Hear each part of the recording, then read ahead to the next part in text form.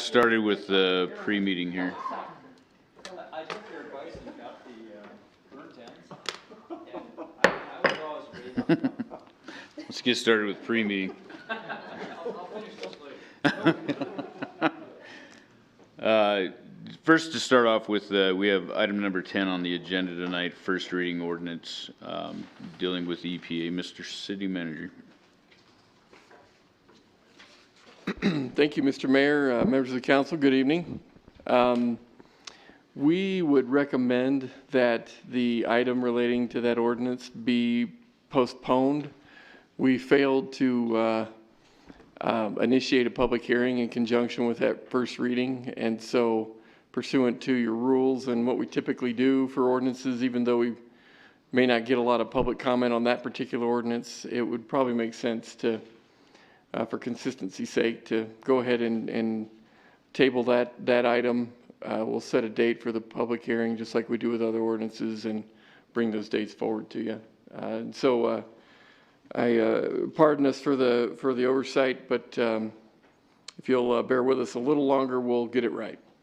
Do we need to bring that up to table it, or is that something that you're going to make a statement about, Mr. Mayor? Well, I think that's what we're talking about now. We'll take that off just so that we're following correct procedure. We'll put it back, or we'll go back through the process the way it should be, correct? Yeah, I think so, and I think probably the public would know tonight if you say they want to get that item. This item was removed earlier to be set for a public hearing, first reading in the next few weeks. Okay. Something like that. Yep.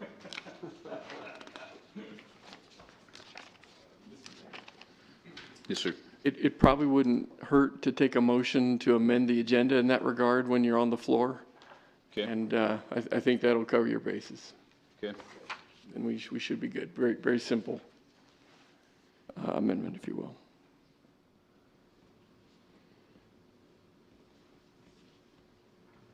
Do we just do that right before the item?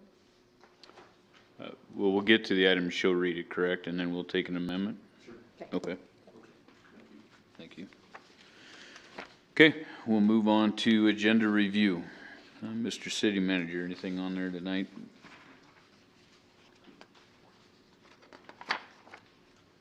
Mr. Mayor, members of the council, in terms of the agenda review, the animal care and control ordinance has taken on some changes and so forth, and I didn't know if Mr. Henley, you'd want to go over some of that, or if everything's okay and we don't have much need to converse about that at this point. Thank you. You know, based on the last week's or the last gathering that you had, really we added extensive notes to the ordinance that was redlined with all of the comments off to the side. And so I think that probably clears up where things went and where they were added and where they were withdrawn. So unless you have some specific questions on that, I thought that was a pretty good explanation on how things shook out in the final analysis. So I think we're probably set to go. Okay. Anything else on that? Anybody have any questions? Or Councilman Cathy? Thank you, Mr. Mayor. Had a question about the river restoration contract. Is this basically all we're trying to do right now is finish up what we were doing last year? Is that correct? Mr. Mayor, Councilman Cathy, that is what I would say is happening with that. You bet. What would happen if we delayed this another year, besides cost going up? Mr. Mayor, Councilman, do you mind if I appeal to Ms. Martinez to walk us through that a little bit? Because I don't know about any other council members, but I've been getting a lot of calls about what are you doing spending money on, and just Oh, I'm sure. various things. And so I'm trying to figure out where that falls, and are we in a safe place now, or as part of our negotiations with Amoco mean that because of them picking up part of the pollution from last year and things, if we need to continue on, or just? That's a great question. I appreciate you asking it. Sorry. Jolene, Mr. Mayor, if I may, Absolutely. The question Councilman Kathy has is what would be the fallout with regard to postponing the, I guess it would be the carryover of the contract with Shamrock, I think it is. Can you walk through that with us for a little The bit? fallout from that would, if we don't finish the section, wait, Mayor, Council, is the question if we don't, Thank you. if we don't finish the section? Continue the contract that you have. Okay, so if we don't continue the contract, we don't finish the river restoration from the First Street Bridge to the BNSF Bridge. We have massive bank wasting in there. If you think about on the river left side, and I'm actually going to have Andrew come up and talk about that too, I think. But we have massive bank wasting on the, on river left. We would be canceling a contract. If we wanted Shamrock to come back, the costs would be exponentially higher. You know, we have several grants that we have received right now from the Wyoming Governor's Big Game License Coalition. We have 2 wetland grants there. We have another grant from the Wyoming Game and Fish Commission that we have received for the wetland there. We would need to turn back. I have another grant request into a private foundation for $100,000 that we're waiting on. And I think that it would slow significantly, and it would do significant damage to our overall river restoration. When you think about the river restoration in itself, a good share of the money for it has not come from the city. We have raised large amounts of private, public, and mostly state grant money. I'm trying to think of, Andrew, you can. No, you've pretty well taken care of the main things I was interested in, is we have time-sensitive grants and monies that if we do postpone, we would probably lose some of those. I didn't know how it was going to be affected as far as Amoco was concerned with the extra pollution that we'd been requesting. And the reason I'm asking this is we're getting calls about, what are you doing spending money on when we're deferring other things, furloughing, things like that? And so I just need to be able to tell somebody or give a reasonable explanation. Well, and Mayor and Council, I also think if you look at the Patagonia article that we sent, that was not solicited by us or anything like that. They chose to do that article, and it is a wonderful piece for not only Casper, but a testament to the river project in and of itself. They have right now in the Instagram that they've pushed out, they have over 7,000 responses, likes, and comments. They have something like 64 comments, but people are commenting left and right about when's our road trip to Wyoming, been to Wyoming, beautiful place, Casper's great. I think that's done a lot for us. And it does then take away, it is a cascading domino effect of taking away a lot of stuff that we already have in the works. Thank you. Thanks, Jolene.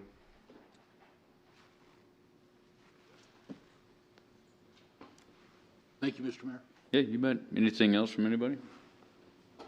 Councilman Huber. I'd like to go back to the animal control thing. I don't know if everybody saw that language, that proposed amendment that I was thinking about putting in.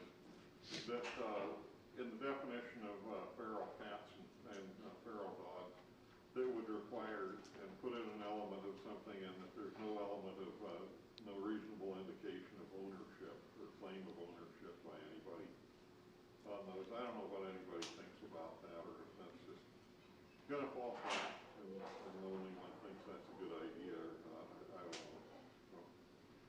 So, I'll be wanting to talk about that, I guess, when it comes up, unless anybody wants to talk about that now. Okay, I think we'll wait until it comes up. Anybody else? Okay, well, we'll wait until the meeting begins. You can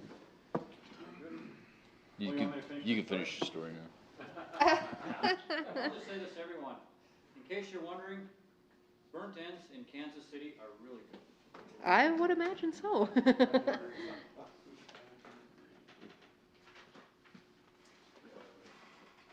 saying is, I would raise an environment where you always clean your plate, period. Don't put it on your plate if you're not gonna eat it. Voting aye.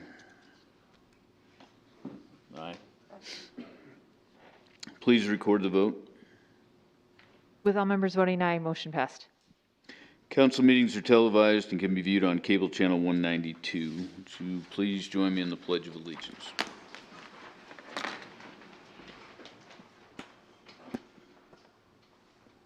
Pledge allegiance to the flag of the United States of America and to the republic for which it stands, one nation, under God, indivisible, with liberty and justice for all.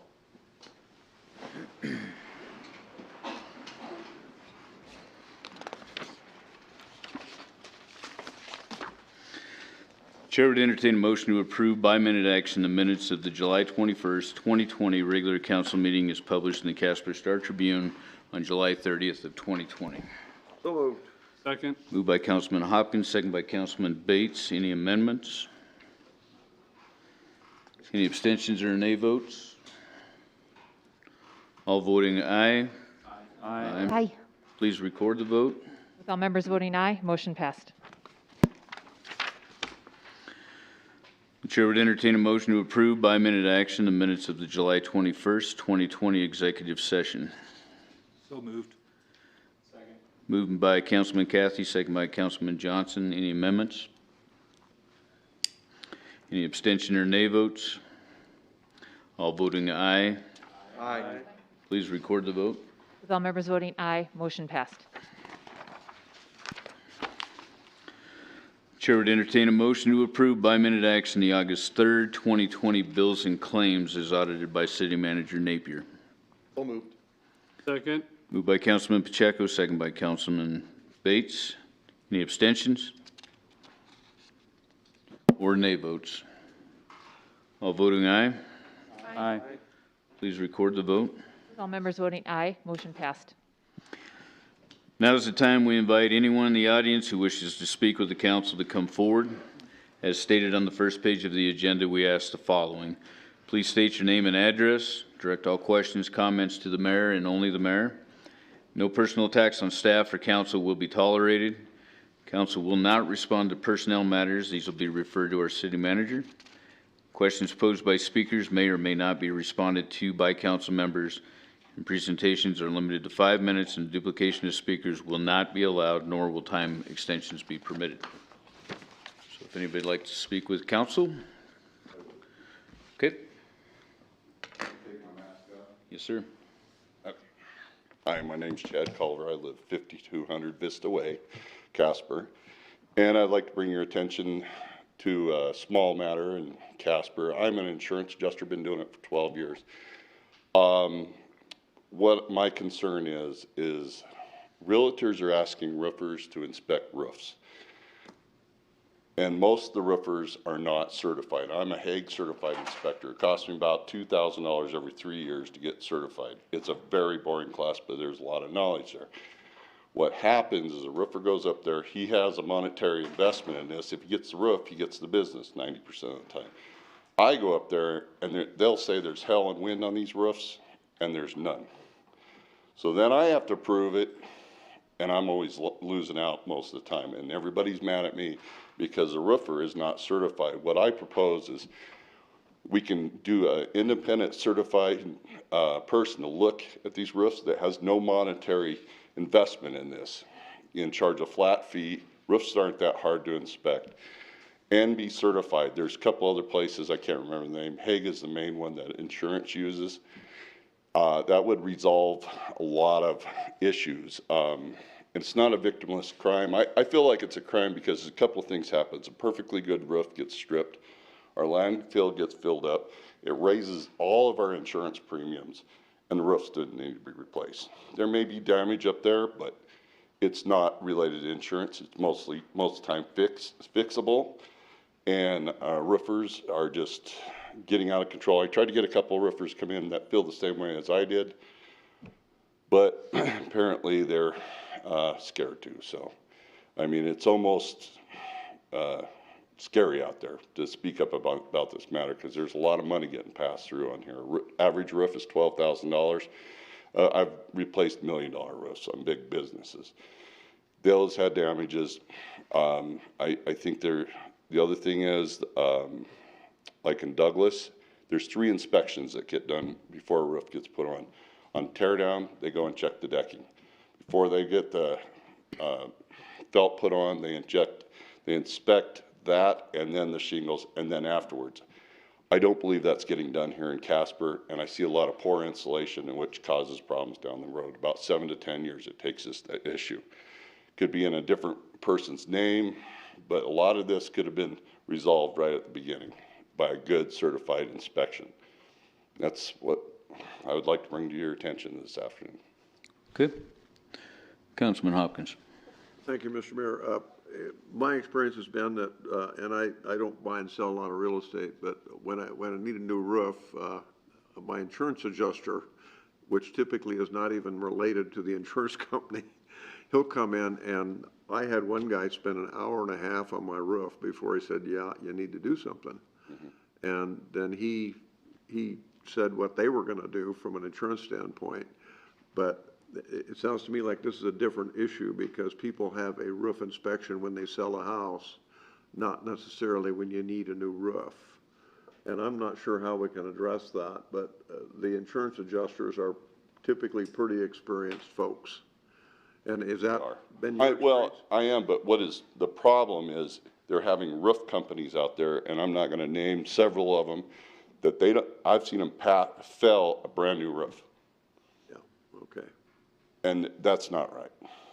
No. And then, yeah, and then us adjusters have to qualify, and we always lose the battle. They usually get a new roof by holding the seller hostage until they get a new roof. Yeah. And that's the problem.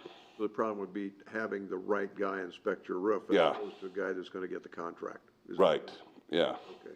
That's the problem. I think I got the problem now. You got the problem? Thank you. Vice Mayor Lutz. So I guess the question would be, what is it that the city could do? Sorry, might be a question for you, might be a question for the city manager, just because it kind of sounds like this is all private business type transactions. And so would it be something like the city's requiring like licensure of like roof inspectors, or what does that look like? Well, I have looked into being a home inspector because I'm getting old and I drive about 80,000 miles a year in the state of Wyoming. I looked about 12 to 1,500 roofs a year. I think if you required a certain level of expertise, certifications on roofers, that will open their eyes. And Hague will stand behind them. They're very, so if they go out and fell a roof, they will have qualifications. You know, right now I've had roofers go, well, what causes granule loss on it? Like, well, your roof is supposed to last 30 years. It's 15 years old. It's halfway through its life. It's going to be, it doesn't mean the roof's bad. It just means it's halfway through the life. You know, as we get wrinkled, as we get older, roofs get thinner as they get old. So I wish it kind of worked the other way around, because I'm getting fatter. So, but does that help your answer? So if you could put in some kind of a policy that you have to be certified to do these inspections. Home inspectors don't have to be certified either. And a lot of states and a lot of communities have certifications, and you have to be certified. And they're damaging people's investments. I don't know how you can put, I don't get into all that, but I just see the money exchanging hands all the time out there, and it's never good. So, anything else? Councilman Huber. Thank you, Mr. Mayor. I'd kind of like to follow up on Councilman Lutz's question, but maybe press you even just a little bit harder. So is what you're suggesting is that we pass an ordinance that would say that in order for someone to do a roof inspection, you have to be certified, and that and I can already hear people, oh, well, so you're telling me that I can't hire XYZ roofing company to come and inspect my roof if that's who I want to hire to do it? Or I'm, because believe me, I see, in fact, I think that you came and inspected my roof several years ago. I get around a lot. Yeah, and because I wanted a new roof because my roof was 30 years old.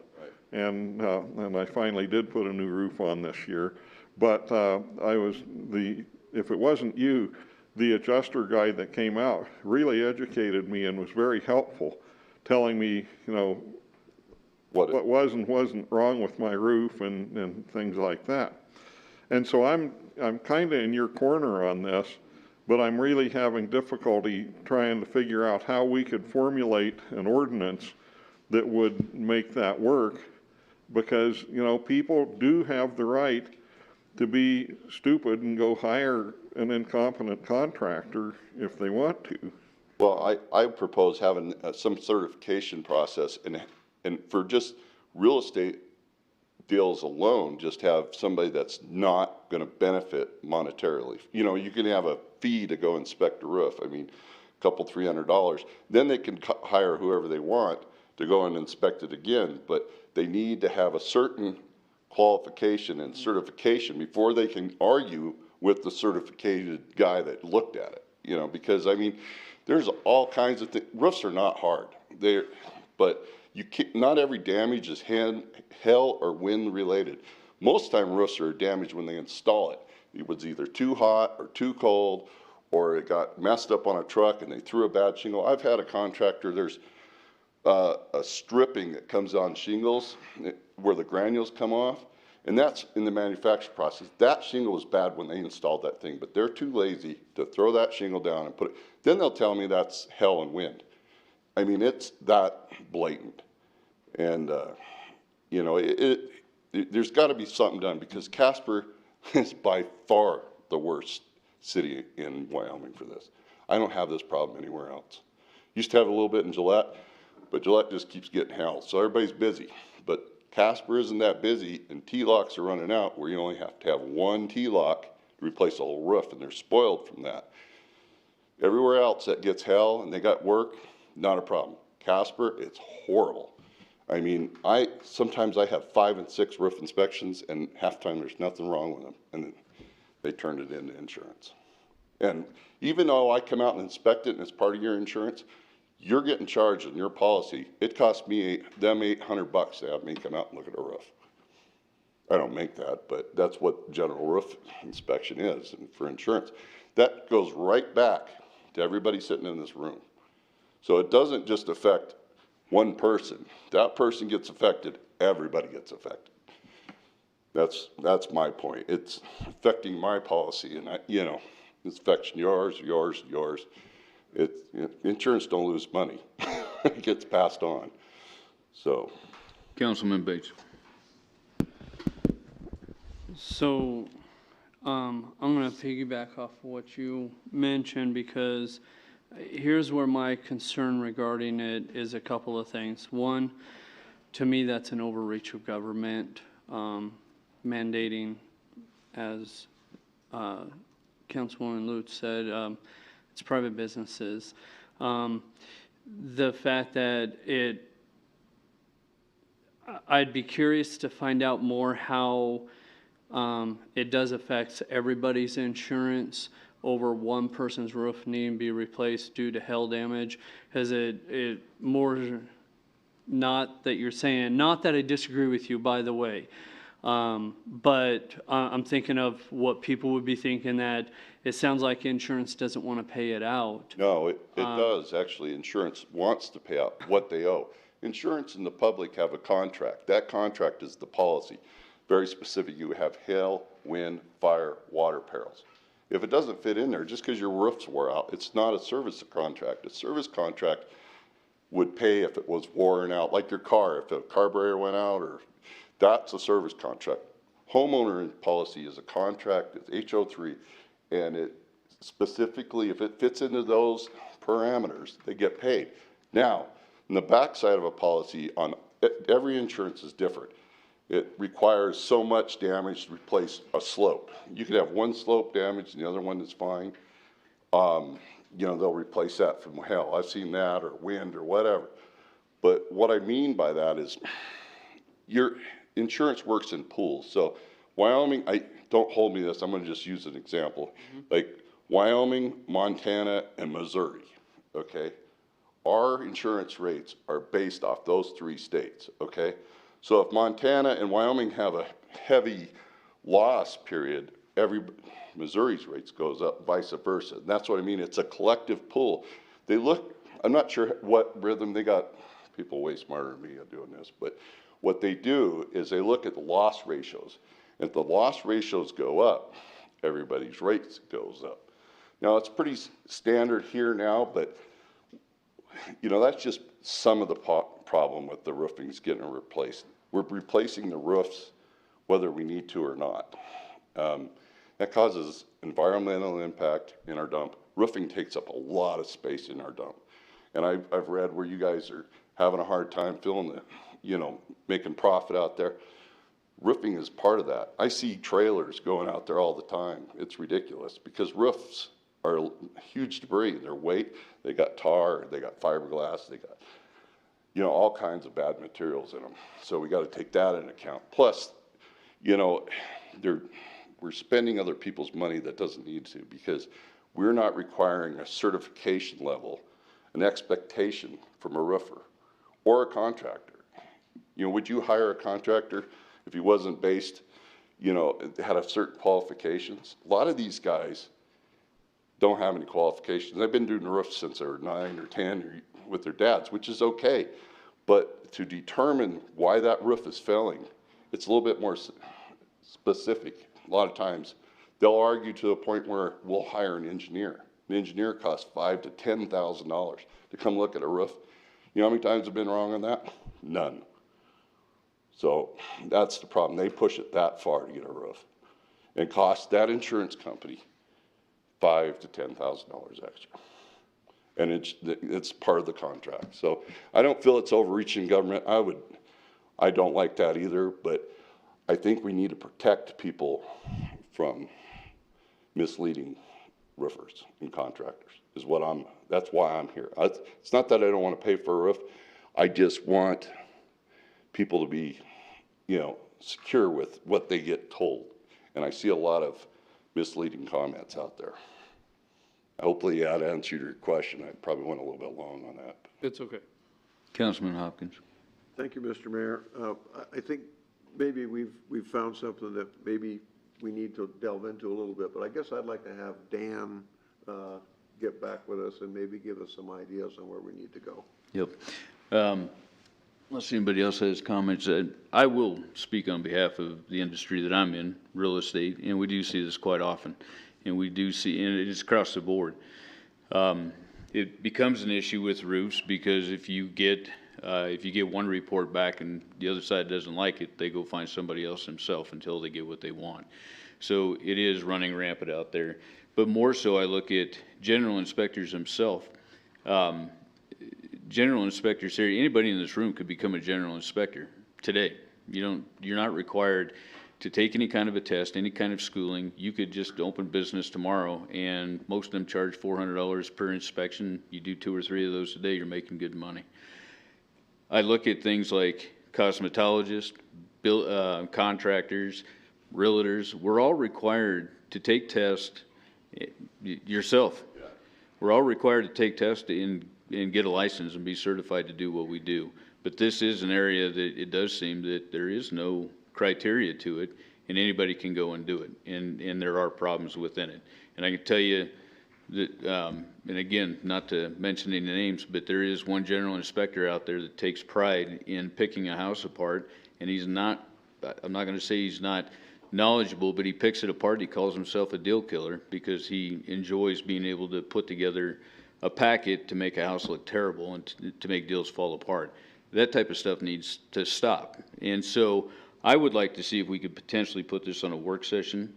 I'd like to have Mr. Elston's input on exactly how we can curb this or take care of this practice that continues to take place, if everybody's okay with that. But I'd like to see it put on a work session and I don't feel it's an overreach. I mean, it's required in several other businesses to have a license and be certified, and this definitely is one area. We're talking about major purchases that people are making, that they're not buying them for a month. These are homes that people are going to live in. So if everybody's all right with that. Okay. I have to have 20 29 college or CE credits every 2 years. Every 2 years. And I get questioned all the time that I don't know what I'm doing. It's ridiculous. Okay. And Thank you, you'd sir. be more than happy to call me. You got my number. Yep, I appreciate you coming. Thank you.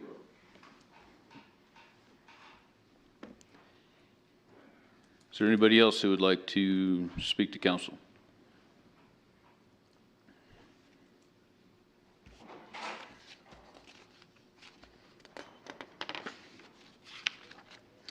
Okay. I now declare the public hearing open for the consideration of adoption of the 2020 National Electrical Code. Mr. City Attorney, do you have any exhibits? Thank you, Mayor. Two exhibits tonight on this particular item. Exhibit number 1, correspondence from Liz Becker to J. Carter Napier dated July 22, 2020. And exhibit number 2, affidavit of publication is published in the Casper Star Tribune dated July 21, 2020. Mr. City Manager, do you have a report? Thank you, Mr. Mayor, members of the council. We have gone through similar conversations of this nature before. The state of Wyoming recently adopted the 2020 NFPA National Electric Code, and accordingly, we have that obligation to adopt the same. As we have done with, most of our updates and that kind of thing, we did let our contractors in the business know that this is coming up. And so the attempt this evening is to start that process and bring that body of code into our own. Okay. Council will now listen to public comment. Public hearing comments are limited to 5 minutes and no duplication of speakers will be allowed. At this time, I'd ask those individuals who wish to speak in favor of the issues involving the National Electrical Code, please approach the lectern.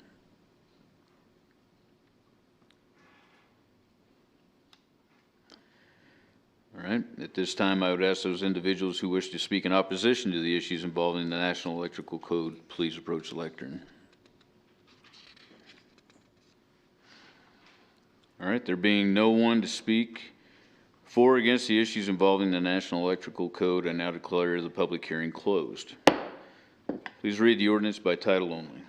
An ordinance amending Chapter 15.28 of the Casper Municipal Code and adopting the 2020 NFPA 70 National Electrical Code. Chair would entertain a motion to approve on first reading the ordinance just read. So moved. Moved by Councilman Hopkins, Second. second by Vice Mayor Lutz. Any discussion? Councilman Cathy. Thank you, Mr. Mayor. When we have Mr. Elliston talking about the inspectors, I would like to discuss the circuit breaker issue that's in the National Electric Code right now, because I know previously council has been told that technology is all caught up to date and everything with all of the new spark arrestor, and I don't remember whether it's the yellow or the purple circuit breakers. But basically, they're still having some major issues with those, and we need to talk about that. And I know we can remove certain parts from the code, and I think we ought to discuss that again. Okay. So not specifically with this right now, but Discussion in a work session. yes, sir. Okay. Any other discussion? Any amendments? Any abstention or nay votes? All voting aye. Aye. Please record the vote. With all members voting aye, motion passed. I now declare the public hearing open for the consideration of the Ide edition. Mr. City Attorney, do you have any exhibits? Thank you, Mayor. Two exhibits. Exhibit number 1, correspondence from Liz Becker to J. Carter Napier dated July 31, 2020. Exhibit number 2, affidavit of publication is published in the Casper Star Tribune dated July 21, 2020. Mr. City Manager, do you have a report? I do, Mr. Mayor, members of the council. As your exhibit here will soon show, we have a motion that will do 3 things that we're requesting of you. For one, it'll approve the annexation of this area in and around Center Street Midwest and David, adjacent to the rail trail parkway that the city does own, or at least have administrative oversight over.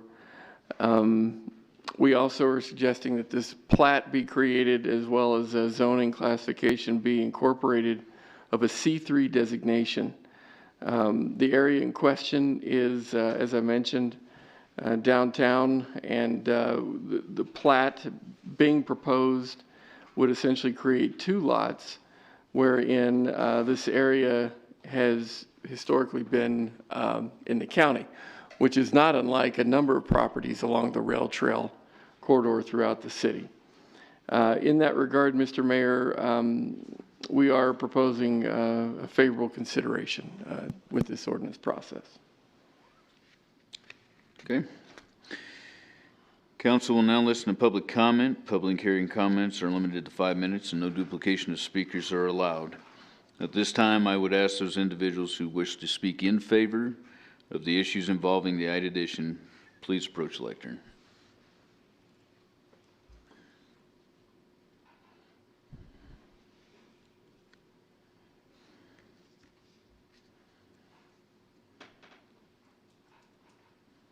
Good evening.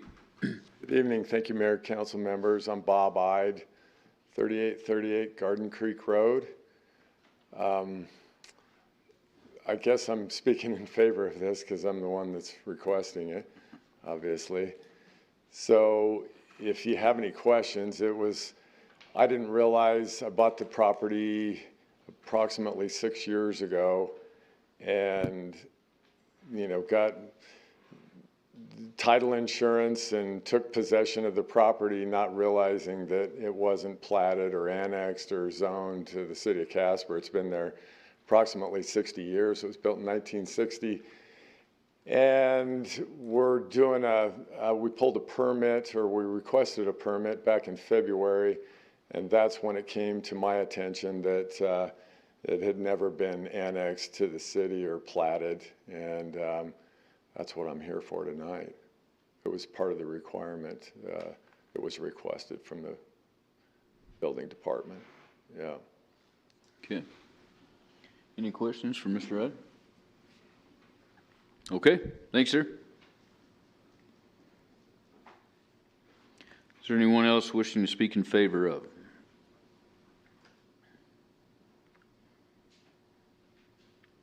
At this time, I'd ask those individuals who wish to speak in opposition to the issues involving the IDA addition, please approach the lectern.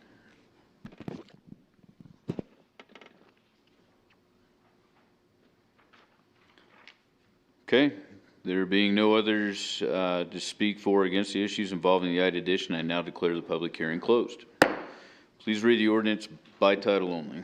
An ordinance approving the annexation, plat, and subdivision agreement for the IDA addition to the city of Casper and zoning said addition C3 Central Business. Chair would entertain a motion to approve on first reading the ordinance just read. So moved. Second. Moved by Councilman Powell, second by Councilman Hopkins. Any discussion?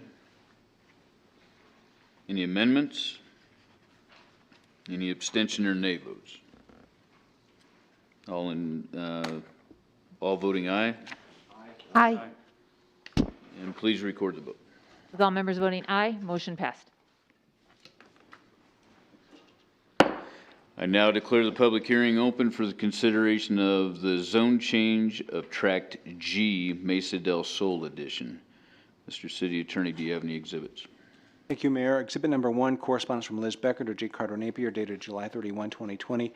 Exhibit number 2, affidavit of publication, is published in the Casper Star Tribune, dated July 27, 2020. Mr. City Manager, any reports? Thank you, Mr. Mayor. As your exhibit will soon demonstrate here, members of the private sector have expressed interest in this particular tract. This is in the area of the Mesa development, portions of which have not been developed, and as you can see here, nonetheless have been platted for use as a central park, if you will. The question that's been posed to the city is whether or not this land can be converted to private use And we are proposing that, given the proximity of parks in the area, that this particular land would probably be a better productive use if it in fact were turned over to the private sector and brought into a residential development of some sort. We've gone through the process of trying to determine its appropriateness for that, and would come forward with a recommendation that suggests a vacation of the parkland area and in fact zoning it to an R4 designation, which is consistent with the designations in the area. And then what I would propose is, after all that work is done, putting it out to the private sector and seeing in fact if we have interested bidders to turn it over to development purposes. And so with that, Mr. Mayor, the ordinance that we're proposing does in fact convert, if you will, this to a residential application. And we have the hope that with your blessing, we could then get it into the hands of the private sector for development purposes. Okay, thank you. Council will now listen to public comment. Public hearing comments are limited to 5 minutes and no duplication of speakers will be allowed. This time I'd ask those individuals who wish to speak in favor of the issues involving the zone change, please approach the lectern.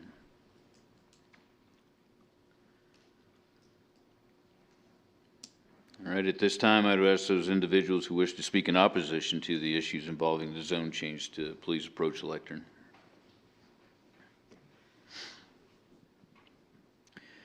There being no one to speak for or against the issues involving the zone change, I now declare the public hearing closed. Please read the ordinance by title only. An ordinance vacating Tract G, Mesa del Sol Edition as public parkland and approving a zone change of said parcel from Park Historic to R4 High Density Residential. The Chair would entertain a motion to approve on first reading the ordinance just read. So moved. Second.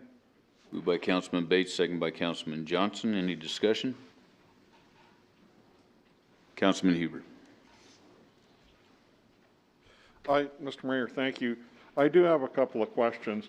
I'm presuming that when this tract of land was originally brought into the city, platted, and the development approved by the planning and zoning and everybody that has to approve all that stuff, that the developer was not just dedicating this as parkland and giving it to the city out of the generosity of their heart, but I'm rather presuming that this was probably done because, as I understand it, there are requirements that you have to have a certain amount of open area for, for a certain size of a development. And what my bottom line question is, even if we change this use, will that area still be in compliance with that open spaces kind of requirement that we have? Mr. City Manager. Thank you, Mr. Mayor. Councilman Huber, my short answer would be yes. But I'd like to have either Liz or Craig come up and talk in a little more detail as to the reasons why we believe that would be the case. Sure, and I know you kind of said that earlier, but I just want to make sure this is really clear on the record so that, if there is a problem with this, we figure it out now. If there's not, then, it's not like we're not violating the commitment to open space that I think most all of us feel pretty strongly for that commitment. So,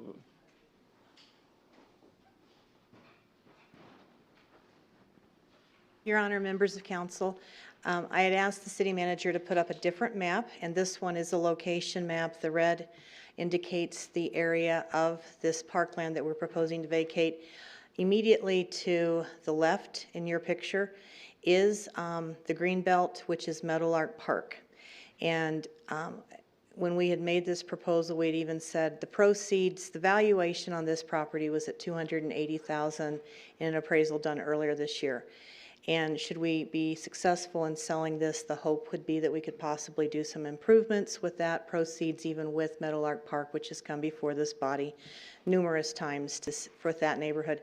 But I think what's important here is, again, to look at the fact that we've got the green belt with Meadowlark Park in its two pieces, but also when we were getting this platted, we dedicated an easement to continue a trail. The trail currently works along by the schools and then goes up into that neighborhood and connects over to the existing trail system. So staff was wanting to be foresightful in making sure that we could have a community trail through that area too. There is a little bit more of the green area left. There is other area for open space that's still on one of the maps that Mr. Napier had presented too. So we've got some opportunities still in that area, but this parcel, staff had been approached about the interest in selling that for a housing opportunity. That's where we brought it forward to you all. Okay. Thank you. Yeah. Any other discussion? Okay. Mr. Mayor, if I may, I appreciate the comments about developing that Meadowlark area, and I guess I would encourage council to think about some not necessarily a percentage basis, but make sure that some of the proceeds of the sale are dedicated to the improvement of that area, because we have been approached by citizens on several occasions. They probably have lost any faith that we are going to do anything with that area just because we haven't had an opportunity to do so. And so I think this is a great idea to sell this land and do something for those folks in that Meadowlark area, because they've been patient with us. Okay. Any other discussion? Any amendments? Any abstention or nay votes? And please note that I'll abstain from this. All voting aye. Aye. Please record the vote. With the abstention of Mayor Powell, Mayor Friel noted, please, motion passed. All right. And now declare the public hearing open for the consideration of fiscal year 2021 budget amendment number 1. Mr. City Attorney. Thank you, Mayor. Exhibit number 1, correspondence from Tom Pitlick to J. Carter Napier dated July 29, 2020. And exhibit number 2, affidavit of publication, is published in the Casper Star Tribune dated July 23, 2020. Thank you. Mr. City Manager. Thank you, Mr. Mayor, members of the council. You'll recall we had a conversation about this amendment in our most recent work session, and one of the biggest features of this amendment is the process of carrying projects over that are either in a state of incompleteness or have been approved and not started, or a number of areas along those lines. The bulk of our amendment is dedicated to that feature, and we're proposing $7.8 million being brought forward in that type of a context. Some of the projects that you'll recall that we have either underway or not yet started, but definitely have the funds set aside for, would be the landfill mitigation project in the neighborhood of $2.3 million, the North Platte Sewer Interceptor project, of which our fund is dedicating $900,000 towards.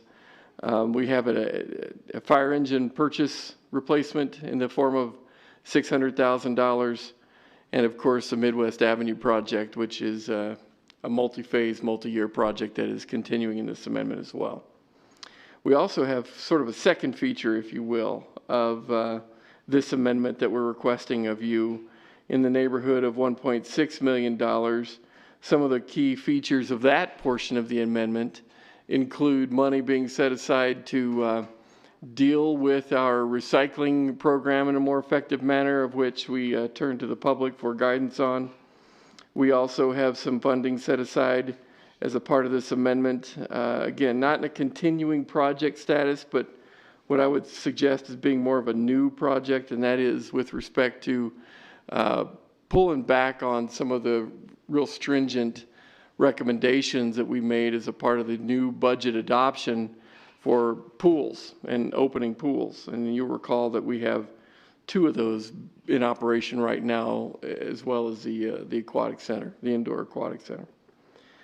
We also are anticipating $142,000 with respect to the dog park with those donated funds. And we are also looking to deal with our wastewater digester boiler that we visited with you about a little bit last time as well. You'll recall that that project has been budgeted in the past and is now what we think is a fairly high priority, and would ask that that be continued forward. So with those two elements of the amendment that we're proposing to you, we do hope that you'll support this amendment and move it forward. Okay, thank you. Council will now listen to public comment. Public hearing comments are limited to 5 minutes and no duplication of speakers will be allowed. At this time, I'd ask those individuals who wish to speak in favor of fiscal year 2021 budget amendment number 1 to please approach the lectern.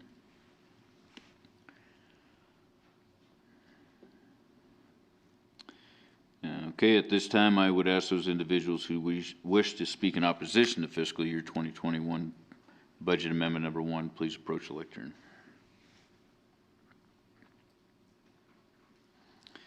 There being no one to speak for or against fiscal year 2021 budget amendment number 1, I now declare the public hearing closed. The chair would now entertain a motion to, by resolution, authorize the fiscal year 2021 budget amendment number 1. So moved. Second. Moved by Councilman Hopkins, second by Councilman Bates. Any discussion? Any amendments? Any abstention or nay votes? All voting aye. Aye. Please record the vote. With all members voting aye, motion passed. I now declare the public hearing open for the consideration of the transfer of ownership of retail liquor license number 26. Mr. City Attorney, do you have any exhibits? Thank you, Mayor. On this particular item, we have 5 exhibits. Exhibit number 1, correspondence from Fleur Tremmel to J. Carter Napier, dated July 21, 2020. Exhibit number 2, affidavit of publication is published in the Casper Star Tribune, dated July 27, 2020. Exhibit number 3, affidavit of website publication is published on the City of Casper website, dated July 28, 2020. Exhibit number 4, affidavit of notice of conspicuous posting pursuant to Wyoming Statute 12-4-104A is posted at 2024 CY Avenue, dated July 28, 2020. And exhibit number 5, liquor license application filed July 10, 2020. Thank you. Mr. City Manager's report. Thank you, Mr. Mayor, members of the council. We have a transfer of ownership taking place for the property doing business as TJ's Bar and Grill. That's been a long-standing establishment here on CY Avenue, and evidently is making a transformation in many ways, in that the new owner will be proposing and working towards putting together a business doing business as Frank's Butcher Shop and Liquor, located at the same address, and effectively using the same license to continue a retail operation, but also expanding evidently and ultimately into a butcher operation as well. The owner wanted, the new owner, I should say, wanted the council to be readily aware that with the transfer of this license, there will be quite a bit of a remodel and reconstruction, if you will, of the existing building. And so we do anticipate that this license will be non-operational for a period of time. It's proposed that the remodel will be complete with a potential reopening in December. And so unlike most permits that transfer and so on, we do anticipate that this will be non-operational for a period of time. And although a permitted period of non-operation, if you will, pursuant to the business plan that the new owner has submitted. So with that, Mr. Mayor, we would defer to your deliberation. Okay. Council will now listen to public comment. Public hearing comments are limited to 5 minutes and no duplication of speakers will be allowed. So at this time, I would ask those individuals who wish to speak in favor of the transfer of ownership of retail liquor license number 26, please approach the lectern.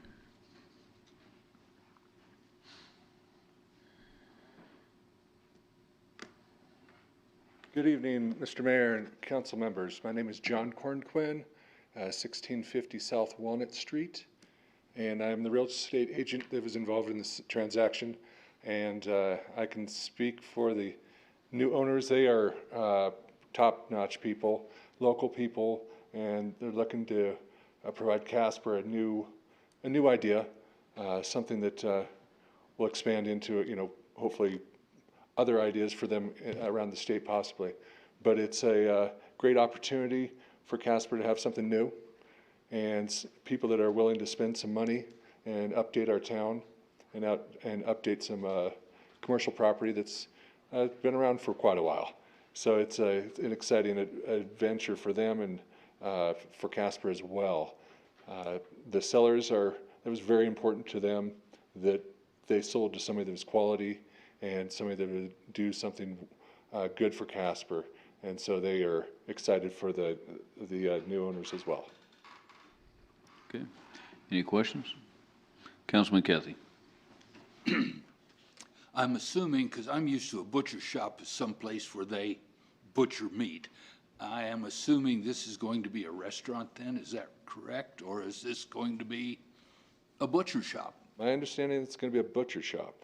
And, but I'm not the one that can probably answer all those questions. Okay. Councilman Pell. Thank you, Mr. Mayor. First off, thanks to you and to the new owners for believing our community and making an investment.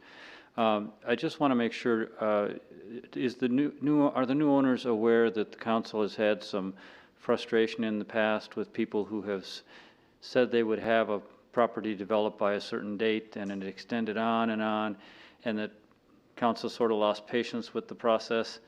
And it's not fair that that your folks should in any way be affected by that history, but are they aware that the delay in putting a license into actual use has been an issue for us? So that if they say December, it's December or not too long after.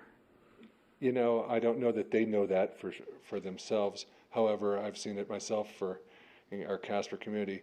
But I can tell you, I was sitting in the meetings with the builder, and they're ready to roll, and the designer, and they're excited to get moving. So my anticipation is that they would do what they said, and they're going to get it forward. I mean, I don't mean it to sound in any way like a threat or a warning, but it might be good for them to know that if there are some delays, council may not be is ready to accept that, given what we've been through. Respect that. Thank you. Councilman Hopkins. Just a quick comment. Thank you, Mr. Mayor. I have a lot of friends of mine that live on the west side of town, and they're always looking for new businesses on the west side of town. This is unique, and I wish them all the luck in the world. You guys go for it. Any other comments or questions? Okay, thank you, John. Is there anyone else who would like to speak in favor of? Good evening. My name is Carrie Brenton. I'm one of the owners of the new establishment that we're trying to do. We're really excited. I live at 1320 Luker Drive. We also have a ranch in Glen Rock at 1988 Box Elder Road. So we have our own cattle, and we're really excited. What we'd like to do is, make it available for people to come in and get some beef, get some liquor, maybe get like 2 steaks and a 6-pack of beer, and go home and cook it. We're just we're really excited about all that stuff. So we would like also maybe we have the engineers and architects are trying to put together a plan and of drive-through and all this stuff that would make it very easy access, especially with this COVID and stuff, to be able to come in, grab something, go back out, You know, we also were thinking of having a bar area where people can come and sit down and discuss, you know, what kind of meats are there with the butchers. And my husband is Billy Brenton, and he's wanting to be there to, you know, explain what kind of meats there's going to be, you know, oh, this might go great with this kind of wine, that kind of stuff, and have spices and cheeses and different things too. So that is our plan. Any questions or comments? Okay. Does December seem like a good timeline, or do you know? Yeah, they told me November, so Oh. and we were hoping like by Thanksgiving, and if it's not the case, then December, but I'm really hoping Thanksgiving will be this, so we can have the fresh turkeys in there and that kind of thing as well. Okay, thank you. Good luck. Thank you very much. Do we pick up steaks at the drive-through? Yep. Yes. We're kind of thinking of like a Sonic type thing where you come up and you park and you can push the button and, you know, look at the menu and say, okay, I need this, this, and this, and have somebody bring it out to you. And then also have the drive-through for the rest too. Are you gonna have like pictures of the cows there so that we can get acquainted with the cows? Well, we could. Well, that, No, we haven't decided that, but yeah. And I apologize, Mr. Mayor, for just butting in, but this sounds like a really nice thing. But I would echo what Councilman Powell was saying. The city has had bad experiences with these projects dragging out. And I can't speak for future city councils, but I think it is fair to let you guys know that we're kind of running out of patience on things projects that just go on forever. It sounds like you guys are wanting to go great guns, and I really hope that you are, because I think that sounds like a real neat concept that you got, and so I hope it works great for you. Thank you. Yeah, I really think that the architects and the engineers and our company that we've hired, and they've guaranteed a lot. I mean, I know with construction it does take some things with weather and that kind of thing, but I really feel like it's going to be within that time frame. I really feel like it's going to be, so. Well, it's a good location for this kind of thing, so I feel like good luck. Thank you. Thank you. All right, thank you. Is there anyone else to speak in favor of? Okay, at this time I'd ask those individuals who wish to speak in opposition to the transfer of ownership of retail liquor license number 26 to please approach the lectern. Okay, there being no others to speak for or against the transfer of ownership of retail liquor license number 26, I now declare the public hearing closed. Chair would entertain a motion to, by minute action, authorize the transfer of ownership of retail liquor license number 26. So moved. Second. Moved by Councilman Cathy, second by Councilman Bates. Any discussion? Councilman Bates. Because it was brought up, I just want to double check that because it's going to be a while that you mentioned city manager, is there anything in our ordinance that says a liquor license has to be used by a certain period of time? We've gone through the liquor ordinance a couple of times in the last year and a half, so I just want to double check that. Mr. Manager. Thank you, Mr. Mayor. Councilman Bates. The license can actually be, I want to say in abeyance, if you will, unoperable, whatever you'd like to say, for the period of a year post-assignment. And then council, if I remember the statutes correctly, have the opportunity to decide whether or not to extend that beyond that year. This is well within that period of time, obviously. Right. Okay, just wanted to double check. Thank you. Any other discussion? Okay, any amendments? Any abstention or nay votes? All voting aye. Aye. Please record the vote. With all members voting aye, motion passed. Please read the ordinance on third reading by title only. An ordinance approving the vacation of West 8th Street from South David Street to South Center Street. Chair would entertain a motion to approve on third reading the ordinance just read. So moved. Moved by Councilman Hopkins, second by Councilman Cathy. Council will now listen to public comment. Public comments are limited to 5 minutes and no duplication of speakers will be allowed.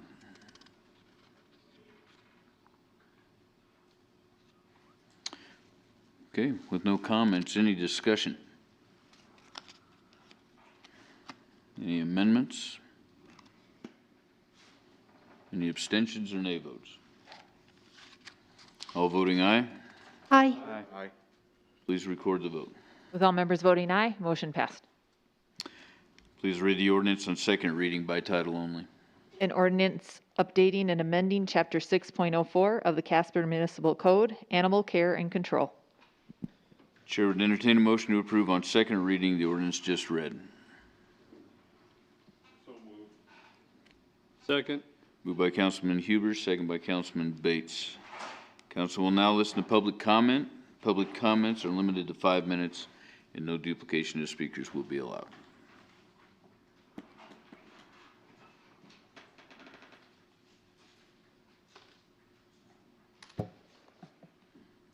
Good evening. How are you? Good. Linda Terrell, 2250 East 3rd Street.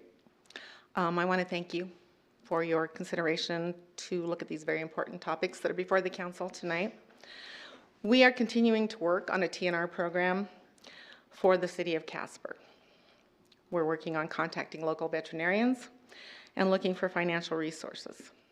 Alley Cat Allies has reached out to offer assistance in finding financial and other resources in order to move forward with a better solution for feral cats than a feeding ban. Feeding bans don't work. There is extensive information out there to support that, and I can get any information for you that I haven't already sent to you. Anything anybody needs, please let me know. We have also been in touch with Best Friends Animal Society as another resource for both financial and for their expertise in this area. We need data from Metro with regard to numbers of cats euthanized, costs, et cetera, involved to help us move forward with a TNR program for the city of Casper. With regard to the tethering issue, it is important that we look at the statistics and the facts with regard to tethering. We appreciate our law enforcement, our Metro officers, and we know what a difficult job they have. However, again, we need data with regard to why they believe the 2-hour ordinance isn't working. There needs to be an answer to how 10 hours is going to be enforced. They're very difficult to enforce. The timed ordinances which allow unattended tethering have proven to be too difficult to enforce. It would require an animal control officer to physically be present to witness the duration of time that a dog is tethered. Timed ordinances also do not meet the 3 goals of protecting the public, protecting animals, and improved utilization of taxpayer resources. So the information I've sent to council states facts regarding the harm to animals, the danger to children who may wander into a yard with a tethered animal. I believe I sent all of you a copy of Dillon's Law, named for a 17-month-old little boy who wandered into a neighbor's yard and was killed by a chained dog. The ASPCA states, given the powerful impact of socialization, it's no surprise that dogs that are chained outside and isolated from positive human interaction are more likely to bite. From 2003 to 2016, more than 450 Americans, mostly children, have been injured or killed by chained dogs. That's about 1 every 10 days. 45 of these have been in Florida, and 4 being fatal to children 4 years and younger. And every county enacted a no unattended tether ordinance or ban after the deaths of the children. So the better alternative here is to look at a no unattended tethering ordinance. Education, education, education is the key. In Casper, there's much concern with regard to animal bites, yet we are looking at bringing back an archaic law that would increase the danger to the public. This doesn't make sense to me. We should be progressive, not regressive. It is condoning abuse. In the information I sent to council, there are several animal protection officers in counties where no unintended tethering laws were implemented that answered surveys. If you read their remarks, there's nothing negative about this type of ordinance. Money is always an issue, and most found it saved money by fewer calls, etc.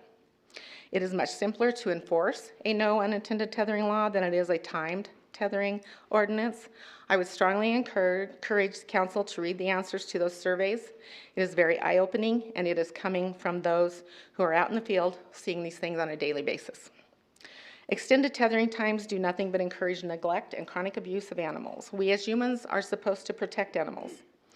Animals that are tethered cannot escape from other animals who may wander into their yard, resulting in the tethered animal or the visiting animal being killed. Tethered animals can't get away from severe weather. Owners have been known to leave behind their tethered animal during floods, tornadoes, and other severe weather, and the animal is helpless to get away. I included photos to council that are not easy to look at, but to show you the severity of the problem. The revisions seem to be being pushed through pretty quickly for such complicated and important issues. I am asking you, Mr. Mayor and council members, to please take the time to hear what the experts are saying. There are so many resources out there to help with the TNR program, to help people who may have financial issues when it comes to taking appropriate care of their pets. But we need the time to do the research, make the contacts. It isn't going to happen overnight. Let's work together in the best interests of the animals and of our community. Thank you. Thank you. Any comments or questions? Okay, thank you. No, nothing, huh? No questions tonight. Thank you. Thank you.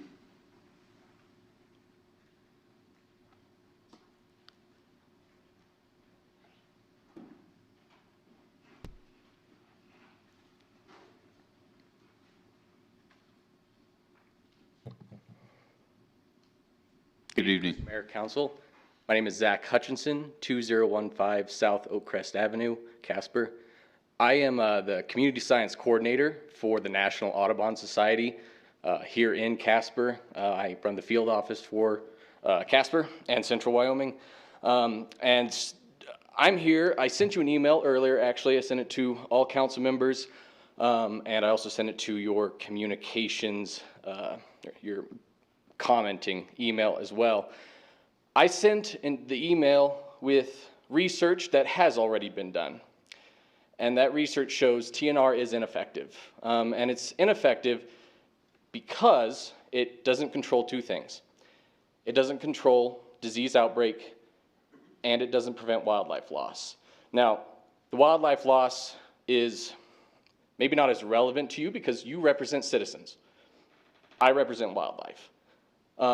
But the disease outbreak is a severe issue. Toxoplasmosis is the second highest foodborne illness in the United States. It is a real threat, and it is driven through felines.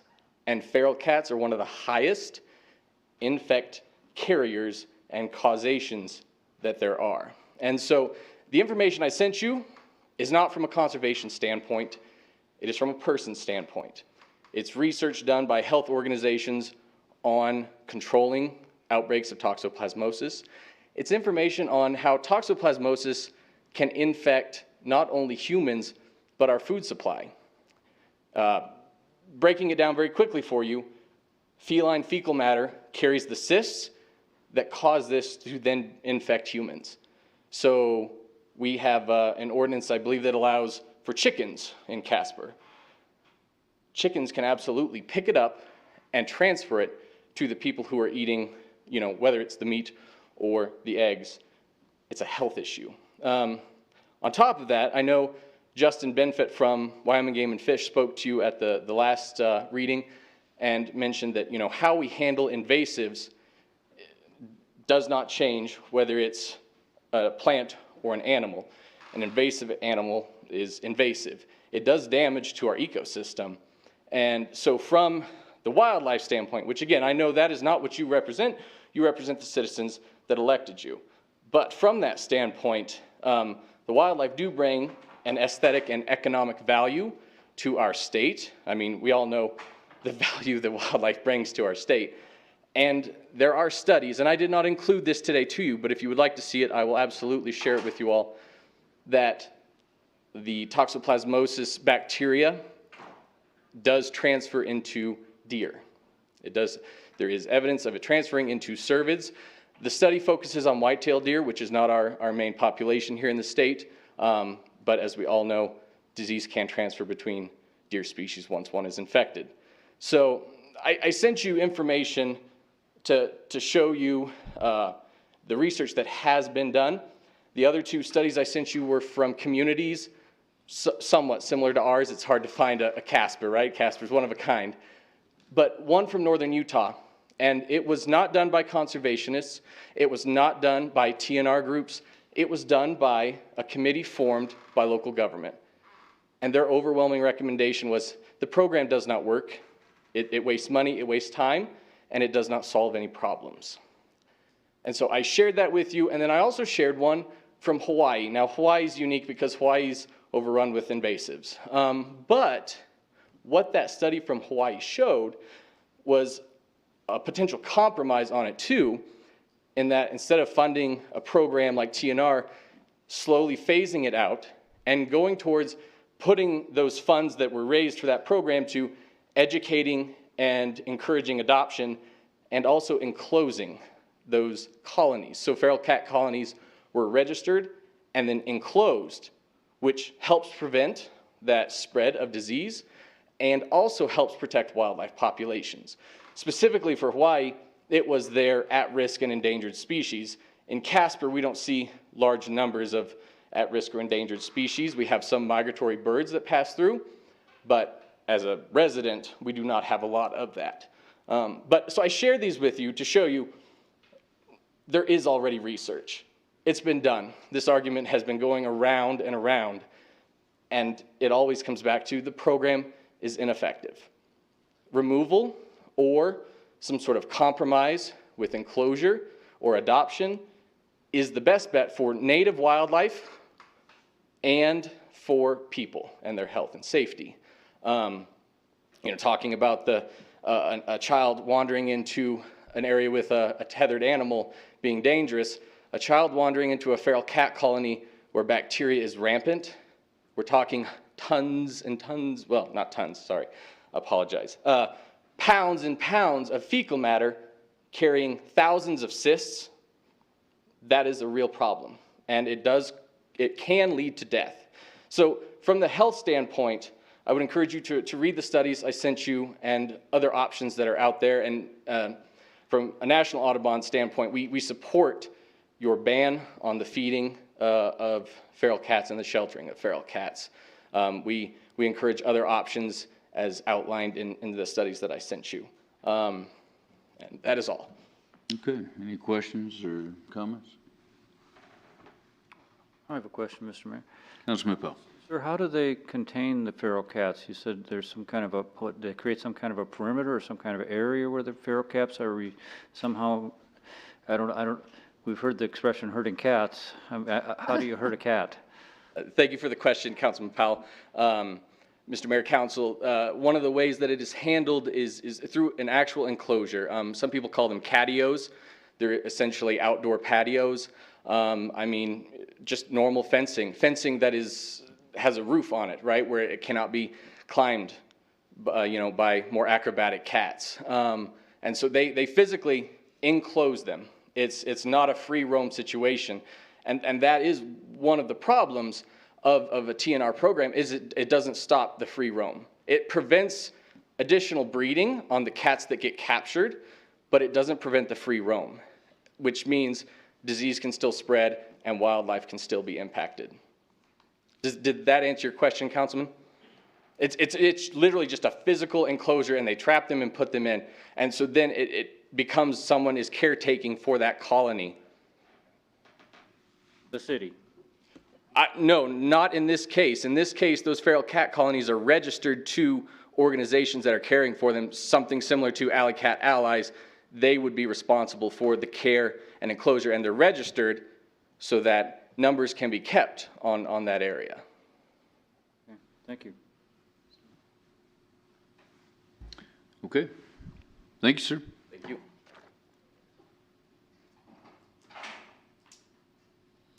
Are there any other comments? Okay, discussion? Councilman Bates. I'm having a hard time seeing both sides of it. On one hand, you choose not to feed the cats, they're going to find something to eat. And I worry about our wildlife population. You know, they'll get the mouse and stuff like that. So, but starving a cat, I kind of struggle with. Any animal as far as that goes, or dog. But then on the other side of it, by doing the neutering part,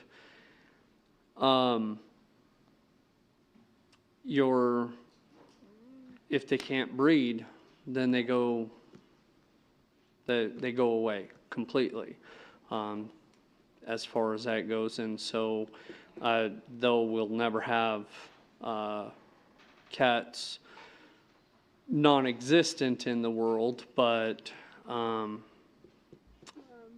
I don't know. I don't know what the answer is between the two. And I agree with Sean regarding finding somebody for feeding an animal. I agree with the aspect of trying to decide whether this is a feral cat or this is a home cat, and the amount of time and energy that's going to go into possibly trying to find that out. I'm just not sure if I'm in favor of the feral cat feeding thing. So just wanted to throw my 2 cents out. Councilman Huber. Thank you, Mr. Mayor. First off, I don't think that any of us relish the idea of, quote, starving any animal. I don't like that. I don't, there's no aspect about that that I like. But I do think we have to be realistic about this. This community does have a stray cat and probably a stray dog problem also. It's like you guys have heard me talk about when I formerly lived down on South Ash. You don't know what a treat it is until the neighborhood feral cats figure out how to come in through your dog door. And there, you know, when I lived down there, and that was 30-some years ago, it's just a real problem. And you cannot convince me that these cats are enjoying their lifestyle when you see them crawling in and out of the storm sewers and living in the gutters, literally, and they're, you know, they're mangy and everything, any more than you can convince me that people enjoy living in squalor. And so I don't, you know, this image of these romantic little cats like unicorns out there enjoying themselves and everything, I think is just a completely unrealistic thing. So I think what we have to do is figure out a way to deal with this. It is difficult for me to the point of being impossible to understand how a trap and release program, even if you alter the animal while you have it captured, how that's going to solve any aspect of the problem, because all you do is you know, I can just picture it already. You catch the same cat. Oh, this is Susie or Fluffy that we caught last month, and we caught her again, and so now we're going to turn it loose, and away we go, and it just goes on and on.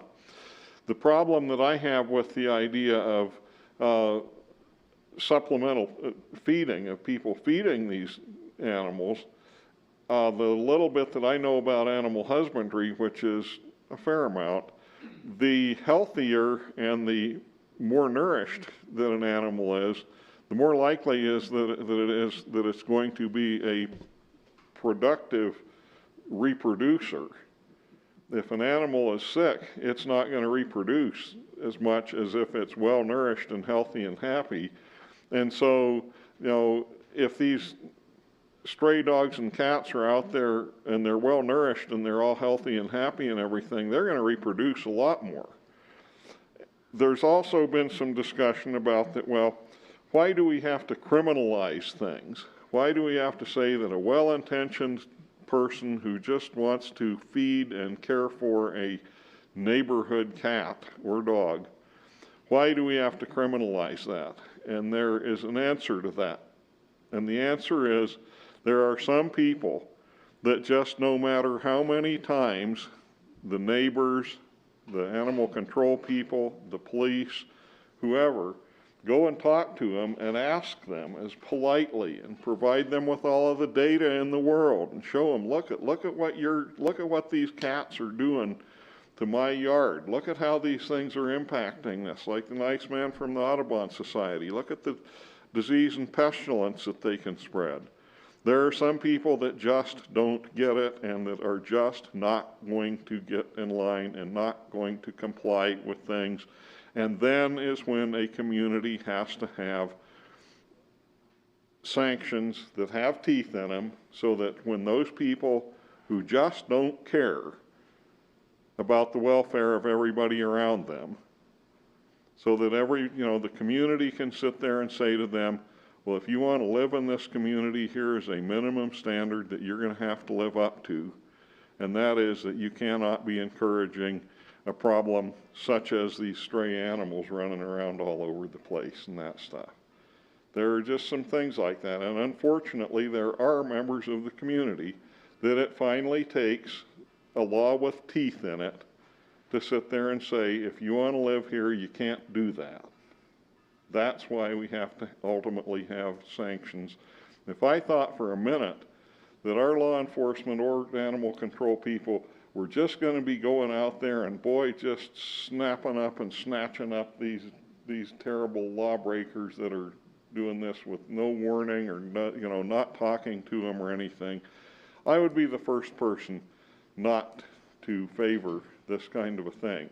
I have great confidence in our city employees that they will not be doing that they will exercise every other possible option, and that only after somebody just completely ignores their neighbors, completely ignores reasonable requests and all that stuff, that then they might find themselves coming in and talking to the municipal court.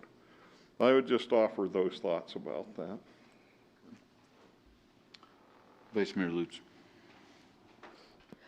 I do think it's a little strange that it keeps being brought up that we're encouraging the starvation of these animals when, I mean, if you were to live on Garden Creek, are you putting out wet cat food for the mountain lions in the area? Feral cats are wild animals. They're not household animals. You are facilitating their dependence on you by continually feeding them and by feeding them in the first place. And so I guess to me, I think it's just strange that it's this concept of that we're almost encouraging you to stop the feeding of a wild animal when there are no other types of wild animals that you would probably be actively feeding and creating this codependence for. The other thing that I worry about, and I haven't obviously researched this, and so this is just speculation, in cities where TNR programs are implemented, does the feral cat population just disappear in 3 years? I'm going to go ahead and guess it doesn't. Therefore, I worry about the effective rate and how they prove that it's quote unquote working. Because if there's forever a cat population, then there's clearly holes and there's problems in the sense of, I mean, I'm guessing cats can reproduce at a very young age. And so unless you're catching them at that very young age or stage, then they're probably just going to continue to reproduce. You might decrease the rate at which they're reproducing, but to what level is that effective? And so I guess I would like to see documentation on that. And once again, if the TNR program is going to be driven by the private sector with private dollars and things of that nature, then that's fantastic. I mean, then let's see it be formed and go from there. I do think that they are separate discussions when we're talking about feeding wild and feral animals and talking about a TNR program.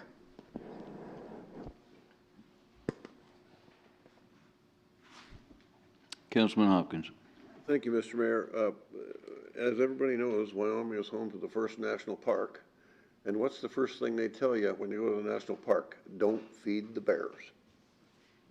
Enough said. Councilman Johnson. You're right that the cats are not, we're not starving them. They're not going to starve. They're going to find ways to get food. They're going to rummage through your trash cans. So I don't think a feeding ban is going to be effective at all. You think that's going to get rid of the feral cat population in Casper?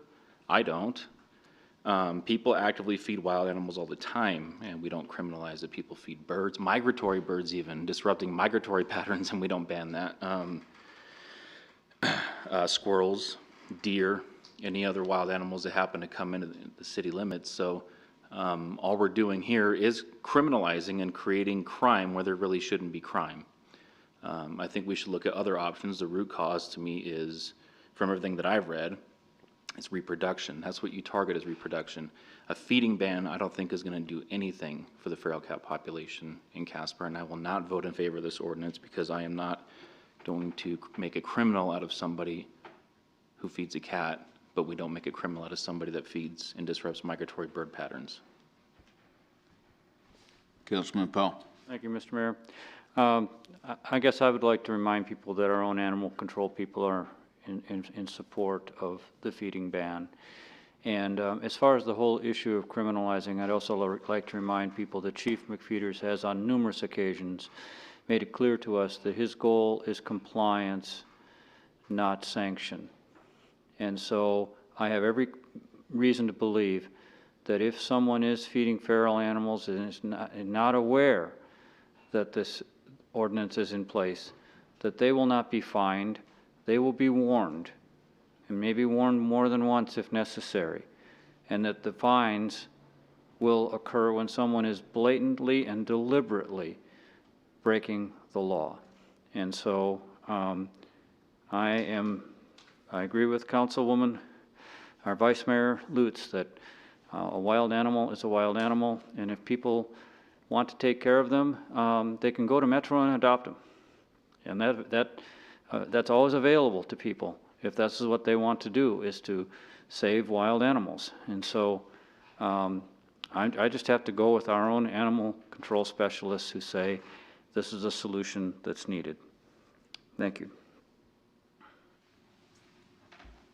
Any other discussion? Only thing I'd bring up is on the tethering. It seems to me that the amount of time, I think that would be difficult for us to be able to look at an animal that's tethered, and I don't know anybody that's going to sit there for an hour straight or 5 hours straight and guarantee that they watched an animal that entire time being tethered. Because you look away for a moment and somebody, feasibly, that's a moment in time that you can't account for. And so realistically, the clock should start all over again. So that's the only problem I've got with the tethering, is putting a time limit on, or a time on it. I think it'd be very difficult to be able to stand in front of anybody and say that you, unless you're doing nothing but staring for hours on end at one person. So that's the only comment I'd have on that. Okay, any other discussion? Any amendments? Vice Mayor Lutz. And I know that we had also talked with our animal control officers about this.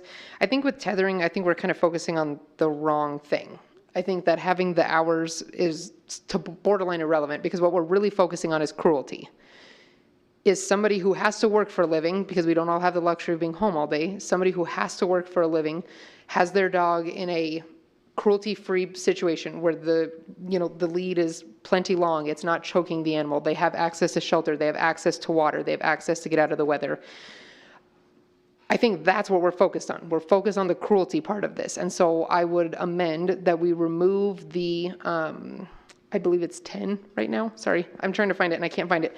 The hour requirement on the tethering portion, and then rely more on the cruelty part of the ordinance, because that's truly what we're getting at. So the Vice Mayor is making an amendment to basically drop the time. Correct. Off of tethering. Correct. Sorry, I'm trying to find the exact wording, but I believe it says 10 hours. But that's all you're talking about doing, is removing the time limit on tethering. Yes, because we have plenty of other cruelty provisions in this ordinance, and that's I mean, that's already covered. We already have things covered where, it can't be digging into them. It has to be a certain length. They have to have access to shelter, access to water. Okay. So it's on the, obviously, a motion's been made to amend it to remove the time frame off of that. Do I have a second? I'll second that. Second by Councilman Hopkins. Any discussion? If I might, we've had dogs in our yard that were not our dogs, and at the time we didn't have a fence, and they were tethered with one of those things you screw in the ground, kind of like a ground anchor. And it typically was short term, but I do know that to do that in long term is probably damaging to the animal. But on the other hand, I've seen some people with a relatively large lot, like a 1 or 2 acre lot. So they have like a clothesline that might run 20 yards, and then the dog is on a tether in addition to that. So that dog actually has a whole lot of ground to cover. And I don't see a problem with that. But the real problem is the people that stake their dog out in the morning and are gone for 12 or 14 hours a day. And the dog, I believe they would get aggressive. I mean, if I were chained down, I'd probably get aggressive. So I'd like us to see if we can concentrate on the cruelty. And it's going to be a judgment call, I understand that. But I would tend to say that's probably a better way to go. Thank you. Councilman Powell. Thank you, Mr. Mayor. So without this, a dog could be tethered 24/7, 365 days of the year. And there would be and a neighbor could complain that the dog is tethered pretty much continuously, and our animal control people would have no authority to say, you need to have that animal off the tether for some portion of the day. Am I hearing that correctly? Vice Mayor Lutz. I mean, I think that possibility is there, but then I think we fall back into the cruelty provision. Because here's the problem. If we put any amount of time on it, we've basically been told that it's non-enforceable. So I guess to me, it just doesn't make sense to even have the time provision there, because we've literally been told by the people who are enforcing this that they can't enforce a time limit. And so I understand that there's the potential for somebody, to go to the point of 24 hours. But I would imagine that at some point you could enact one of the multiple cruelty, portions of this ordinance that we have at that point. Follow up, if I may. Maybe I'm misremembering, Mr. Mayor, but I thought our animal control people said they relied very heavily upon neighbors and others in the neighborhood who were observing how long the animals were tethered, rather than observing it themselves, and that they felt they had some reason to act, or justification to act, based on reports from people in the neighborhood. I don't recall what was said, but Mr. City Manager, do you remember? As far as monitoring the amount of time. Well, and if I might interrupt, Mr. Mayor. Councilman Huber. I have respect for what you were saying about having to restart the clock and things like that.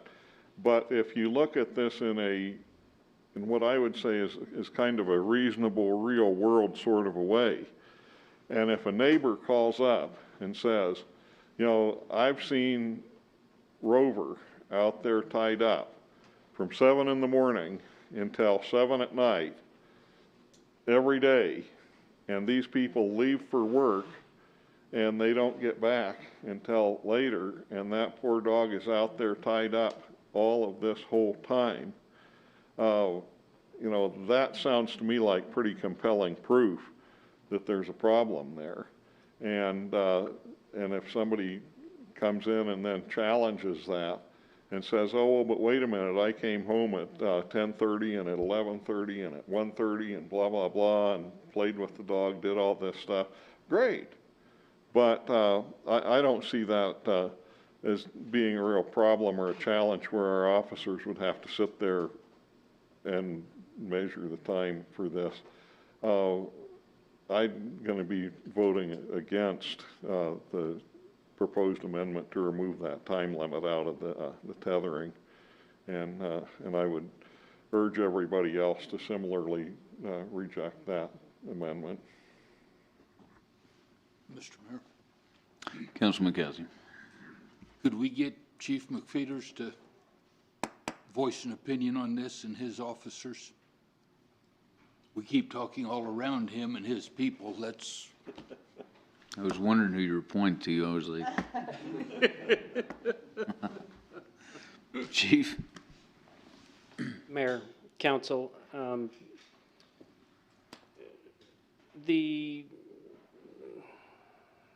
to choose my words carefully here, enforcement is far easier than prosecution. Prosecution is a function of the prosecutor and the judiciary. It's incumbent upon the officers, the investigating officers, to present a case wherein we think that we have established a beyond probable cause that a crime has been committed. It's up to the prosecutor and the judiciary to determine whether or not that is beyond a reasonable doubt. Those are two very different thresholds. So I don't want to confuse the two.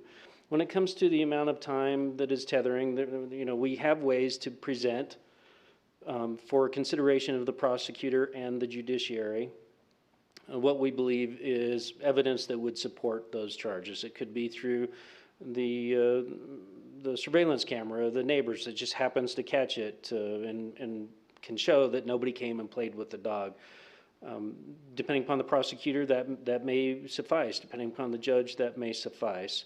We have, the concept of witnesses is a tried and true aspect of the jurisprudence here in America. So there are things about this, so the goal of the animal control officers was, in fact, that we were coming into circumstances where we felt, in the opinion of the animal control officers, that a manifest injustice would occur if we cited the owner because of temporary circumstances or things that were somewhat outside the control of the pet owner. Were putting us in a position where enforcement would have been unjust, but we didn't want to be winking at people and saying, it's okay, go ahead and break the law that is on the books here in the city of Casper. And so it's for those reasons we're trying to find that middle ground on what is reasonable in all circumstances. And in all cases, I will staunchly defend the ability of the officers to analyze the totality of the circumstances, to apply the facts that they can gather on it to those individual circumstances and use discretion to determine what is the proper course and outcome. In regards to Mr. Powell's comment, compliance is our goal. That's always our goal. We, when it comes to these types of ordinances, we work on education and enlightenment on the people that, that's what we're aiming for. Oftentimes, we actually assist them in achieving their goals, our goals and their goals. When we come across circumstances where the citizen is incapable, for example, of maintaining correctly the right thing, you'll see my officers actually helping them to achieve it rather than enforcing it. So overall, what I'm trying to convey to you is the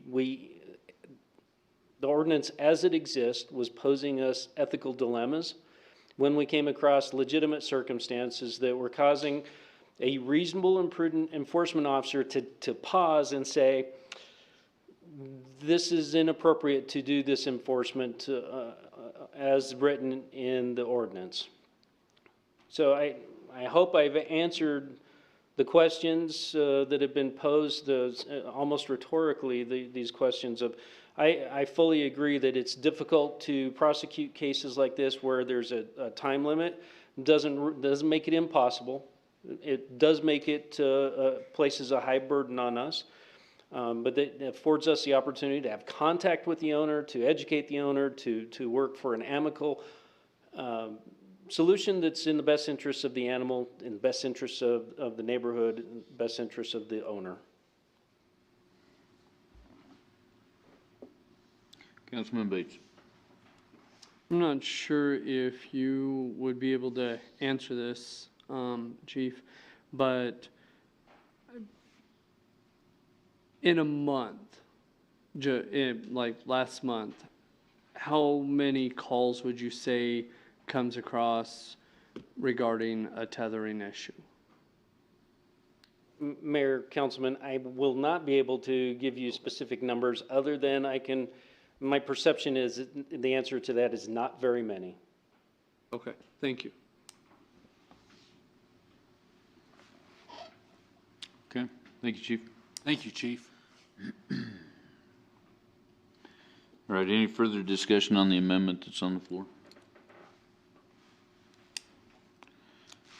Okay, so we'll vote on the amendment on the floor. Any abstention or nay votes? I'll be voting no.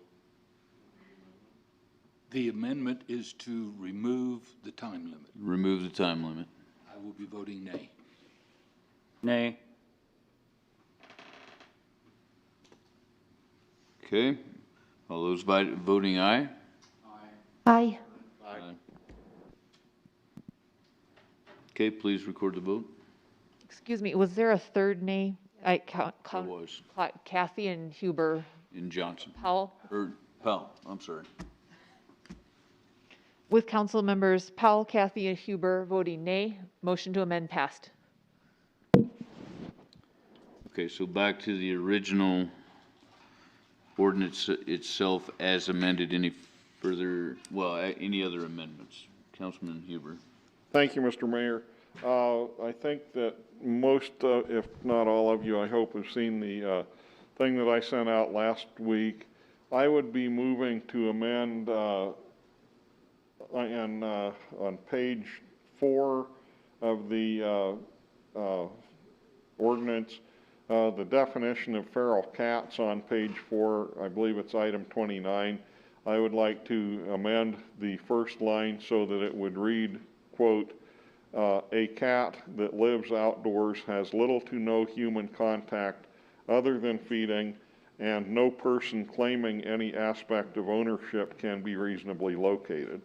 The part that I'm wanting to amend to add on that is the after where it says other than feeding, and the no person claiming any aspect of, little to no human contact other than feeding, no person claiming any aspect of ownership.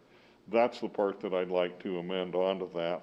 And I would also like to add similar language to item 26 with reference to feral dogs, adding similar language to that.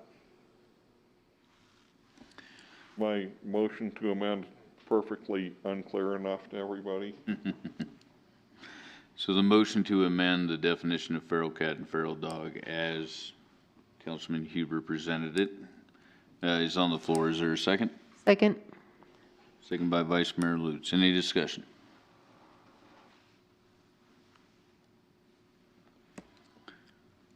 Okay, on that amendment, any abstentions or nay votes?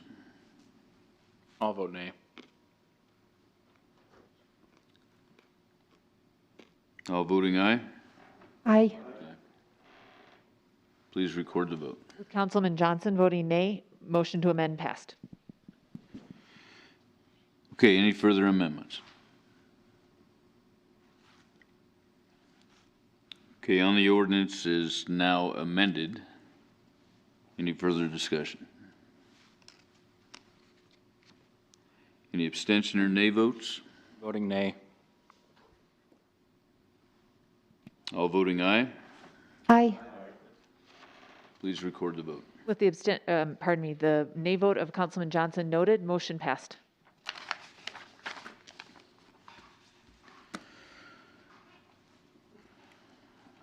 Okay.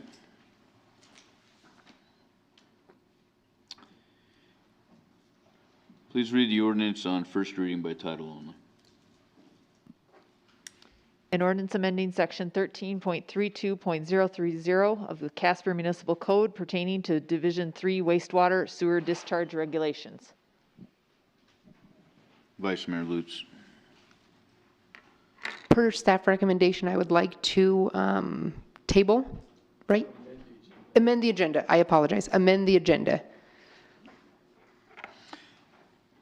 So it's on the floor to amend the agenda to remove this item, which will come back up in the next couple of weeks onto, in another session. Do I have a second?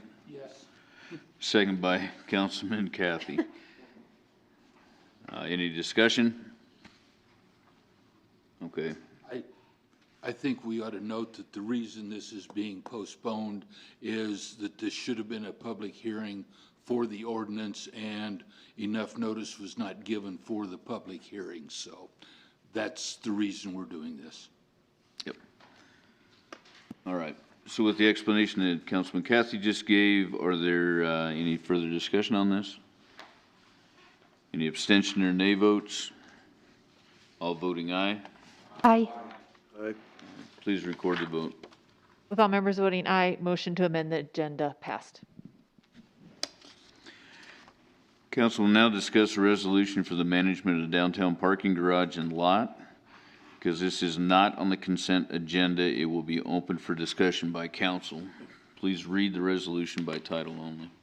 A resolution approving a contract for professional services with Republic Parking LLC for the operation and management of the municipal parking structure located at 230 South Walcott Street and parking lot number 1 located at 106 South Center Street. Chair would entertain a motion to approve the resolution just read. So moved. Second. Oh. Moved by Vice Mayor Lutz, seconded by Councilman Hopkins. City Manager, do you have a report? Thank you, Mr. Mayor, members of the council. A process was recently embarked upon to determine the ongoing operation and maintenance of the downtown parking garage, as well as the parking lot nearby there. A competitive process was initiated. We had a number of applicants, one of which was the current operator, and as well as a couple of operators from out of state.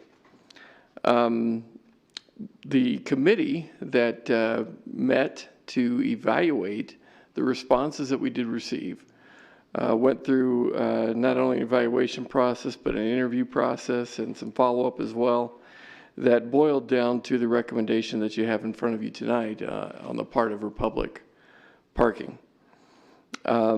We would suggest that proposal did bring some features to the table that we haven't been able to enjoy before, and consequently a lot of background and experience in this industry as well that we believe will help the facility work more effectively and potentially be hopefully a stronger asset for us downtown and for our customers and those that live downtown, et cetera.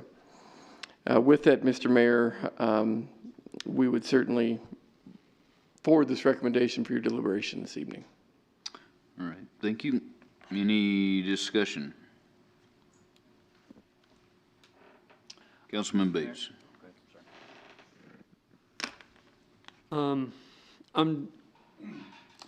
We talked about, or somebody brought up about making a board regarding this, I do believe. I thought when we talked about it, creating a board, and if not, have we thought about creating a board and the board consisting of,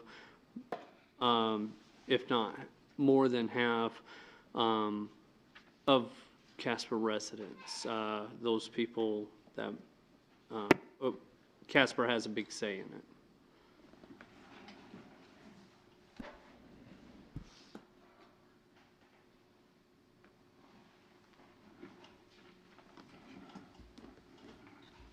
Mr. City Manager. Thank you, Mr. Mayor, Councilman Bates.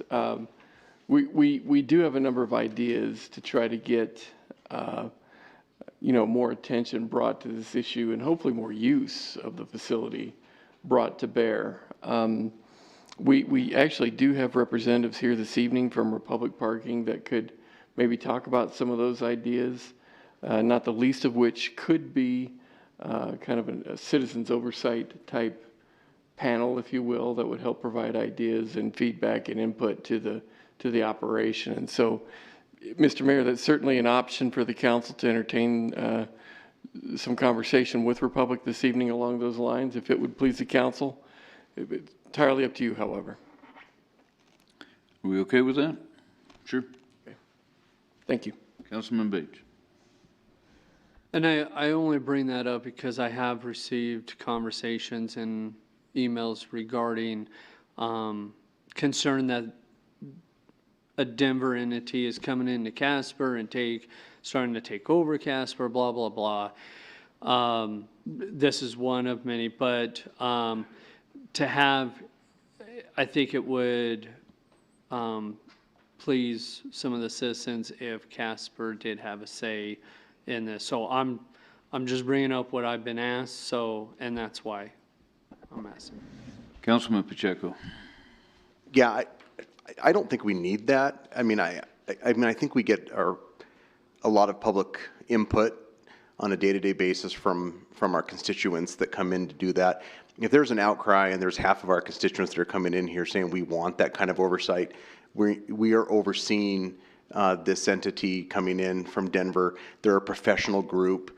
I think this outcry, I have not seen it. I haven't had anybody come up to me. I think I had one phone call from a business person in this town that asked me why we voted, told them they were 100% behind it, thought it was a great idea that we brought in a professional group to come in and do this. And so I don't think so, but that we need it. If the rest of the council wants to have them come in and have that conversation of that type of oversight, I'll do that, but I'm against it, so. Councilman Cassidy. I guess I would have to agree with Councilman Pacheco, is we send out an RFP, we have hired a private business to run this. It is our responsibility through, I would assume, community development to oversee that process. We don't need individual citizens or a citizen committee trying to tell a for-profit business how to run their business. I think we need to go ahead and stick with the RFP, and if Republic would like to come forward, I have no problem with that. But as far as an advisory committee to Republic, no.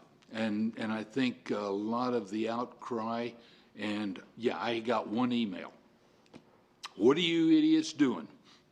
And basically, I'm not sure that they had looked at the proposals, looked at the dollars, looked at the fact that we have not received, outside of the monthly payments, we haven't received a dime of the profit sharing or anything else. And if you look at the DDA's budget, they're showing it operating in a red. And they don't need to be there either. They have issues with David Street Station. They have issues with the parking garage. We've got to run the city, and to me, this is one way of trying to benefit the city from the use of city facilities and try to get a better return on the taxpayers' money. Mr. Mayor? You can't see me. Get it from all directions. Councilman Powell. Thank you. Didn't mean to jump in front of anyone else, but I have two comments. One is, I think the citizens will have oversight. They can vote with their feet. If it's run poorly and they don't utilize it, Republic will lose money.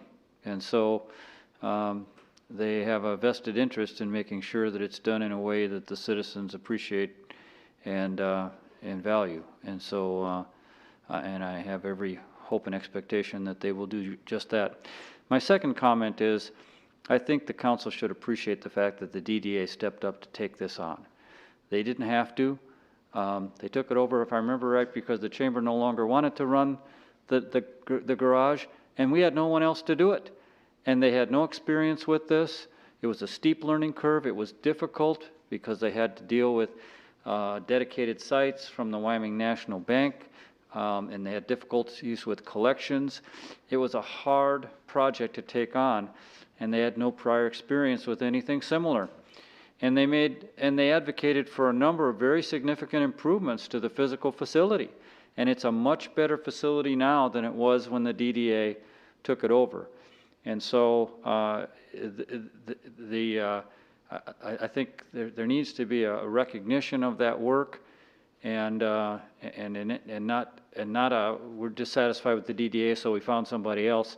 No, we found someone else who really has a specialization in this and a lot of trial and error and a lot of learning on how to do it well. And I think it will work out better. And so this is more a vote of confidence in Republic than in any way a statement of dissatisfaction with the DDA, because they deserve our thanks. Councilman Huber. Thank you, Mr. Mayor. I'd like to echo everything that Councilman Powell just said. He addressed many of the things that I was going to say, and as always, said them much more eloquently and better. Just to make this clear on the record here, because when the short title of the ordinance was read, it talked about 106 South Center. Then a reference was just made, something about that, well, the DDA is going to have to still run the parking garage. My understanding is that our deal with Republic would be that they would be running the parking garage and the location at 106 South Center. And I just want to make sure that I'm understanding that correctly, that everyone out there in the watching land knows that, and that it's clear on the record that that's what we're talking about, that both of those locations are going to be contracted with Republic. Councilman Bates.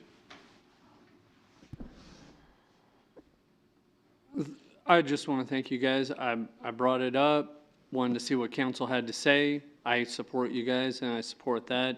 I support Republic. I was the first one to say that I'm happy that they put in and that they wanted to come in and do this. So I just wanted to say thanks for letting me throw that out there. Okay, well, if there's no other discussion, I would be more than happy if Republic wants to talk to us, absolutely come up and they can absolutely come up and talk. I stand behind the RFP process. It was put out there, and it was picked by a committee as to be Republic, and we need to stand by that. So I welcome them. And Ms. Becker, go ahead. Mr. Mayor, members of council, they have been in town. They arrived yesterday and have had a chance to really spend some time looking at the facilities, and I do think you do want to hear from them. But before I move forward and introduce them, Councilman Powell is absolutely correct. The DDA did do a very good job with the management of that. They advocated for the reflective white paint. If you remember, it was very dingy, and there were a lot of concerns about just the brightness factor and the safety factor. So the bright white paint, whole paint job done. The 115 new lights that were put in with our capital budgets a year ago, they had done a test on those lights, and then the city ran with the results of that test to get highly reflective lights, and those have been very well received by the constituents at the parking garage. And obviously one of the other success stories has been the downtown bathrooms. And again, they were the ones that got a consultant hired, and we were able to run with some data that we were able to then go forward to the Wyoming Business Council back in 2016 to get the downtown restrooms, which continue to be well received, again, by our citizenry. So yes, Councilman Powell, very much they deserve our thanks. I would like to introduce a team from Republic Parking that will be working with us for the next 4 years. So Laura and John. Mr. Mayor and City Council, thank you tonight. So my name is Laura Lears. I'm with Republic Parking. We are part of the Reef Parking Network. I am based out of Denver, so our office is at 225 East 16th Ave in Denver. We are very excited about this venture with Casper. I work specifically in the municipal division. So along with our company, there is a vertical that is specifically for the government agencies, because you do work very differently than a commercial environment. And that we want to make sure that the public is heard. So we do a lot of collaborative items with either, like today we talked with the chief of police, and he has, shared how he's doing enforcement, what his plans are for enforcement. We believe that we can assist in that by helping with advertisements for the garage as well as the surface lot. So that does mean that, part of it's not about penalties for those citations, as people tend to look at them as very negative. It is about educating, that there are other areas that they can go to. So we do plan on working with him as well as public relations so that they understand there are other options. They don't need that ticket. They can still have a wonderful time in downtown. We've also went ahead and met with Matt Thomason with the facilities department. Had a great meeting with him as well today as we talked about their responsibilities, our responsibilities. We also met with one of the parking attendants to see, what their thoughts are, what their interactions are with the public. Sharon was great. We then met with Finance Director Tom. Again, we shared that we are all about transparency. So there will be monthly reports that are shared about what revenue is taken in, as well as whatever expenses are. It's full transparency on our company. And then as well as we've met with the Downtown Development Authority. So we spent about an hour and a half with them today. They shared some little, tidbits, look out for this, look out for that. But ultimately, they've been great to work with, and we're hoping to work with them on some of their events in that area, how we can help them support by parking needs. So we do want to be this very collaborative environment. And then we have some meetings tomorrow as well. Before we head out, but I'm looking very much forward to it. The company itself is looking forward to it. There's internal fightings who gets to come to Casper. So it's great. They love the feeling of coming to the outdoors and the mountain area as well. So they're very excited. So we are, and I thank you for this opportunity.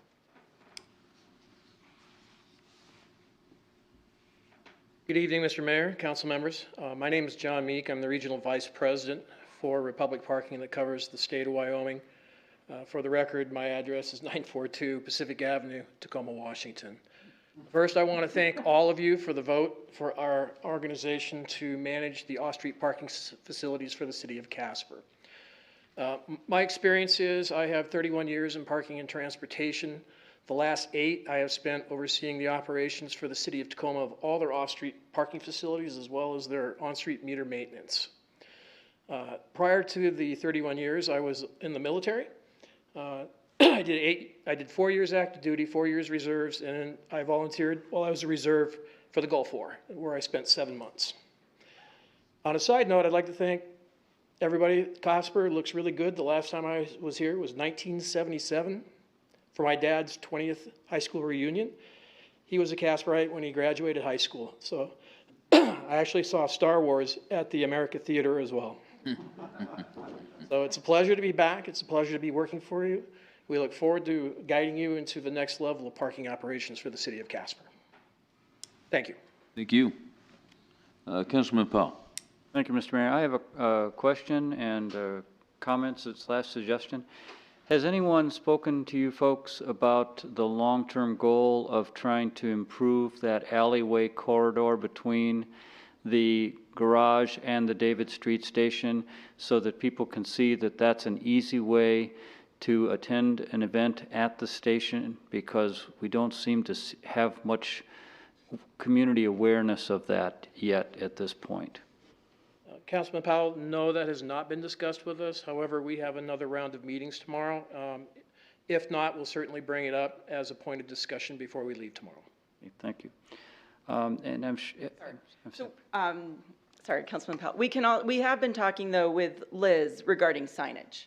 So we're taking the city's current, I'd say recently adopted wayfinding, the branding and the color schemes and that. And we're going to take those colors and then work again with the city to create more wayfinding signage for parking and for directions. So that's something certainly that we can look into as well. But it's more of, again, it's all about a collaboration with us. So we want to make sure that everything looks unique and consistent, but that is something that we'll take notice of. And then I assume in your discussions, the frustration we have all had with people working downtown, parking on the street instead of using the garage has been brought up with you folks, I assume, on numerous occasions. Yes. So here's my suggestion that no one has ever paid any attention to, but I'll make it to you as well.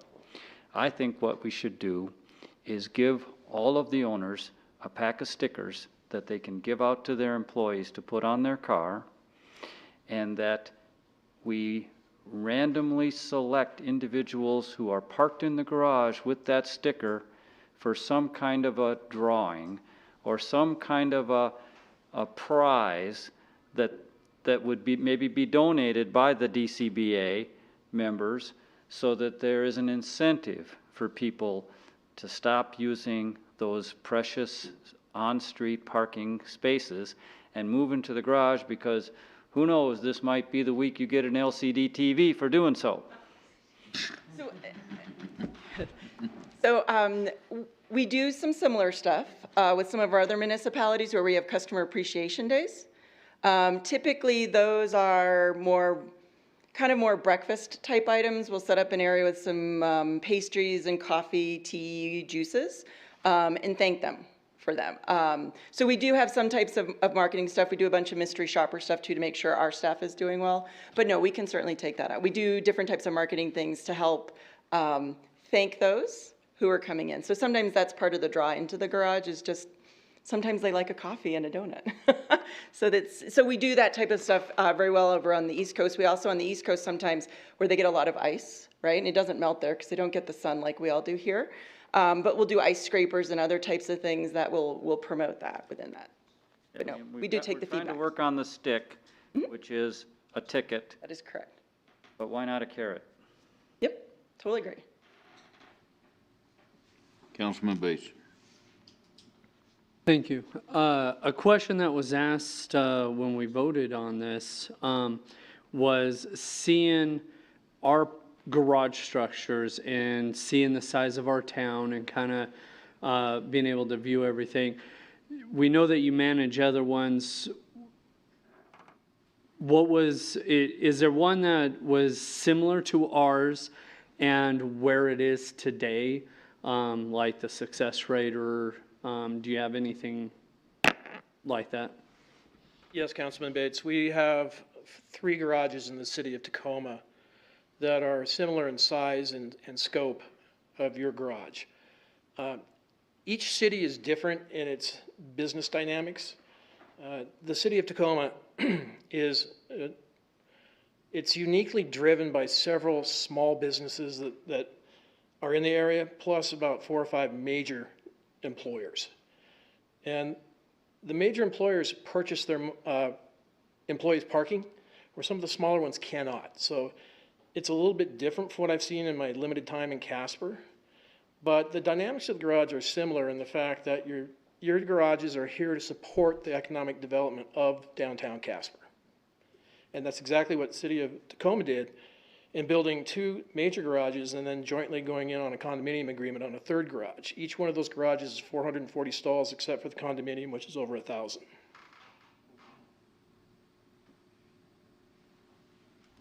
Councilman Huber. Thank you, Mr. Mayor. Well, I do want to welcome you folks and Republic here to Casper. We hope that this is a happy relationship for all of us, for the whole town, and for your corporation. Don't be so long since 1977 coming back here, but I got to tell you, I saw Star Wars 4 times the first week it was out at the America, and that was in addition to seeing it one time down in Laramie that first week. So I think I got your beat there. You might have been behind me. Just one follow-up, if I may, Mr. Mayor. Councilman Paul.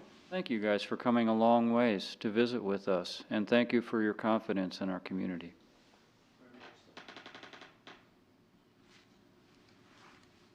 Okay, thank you.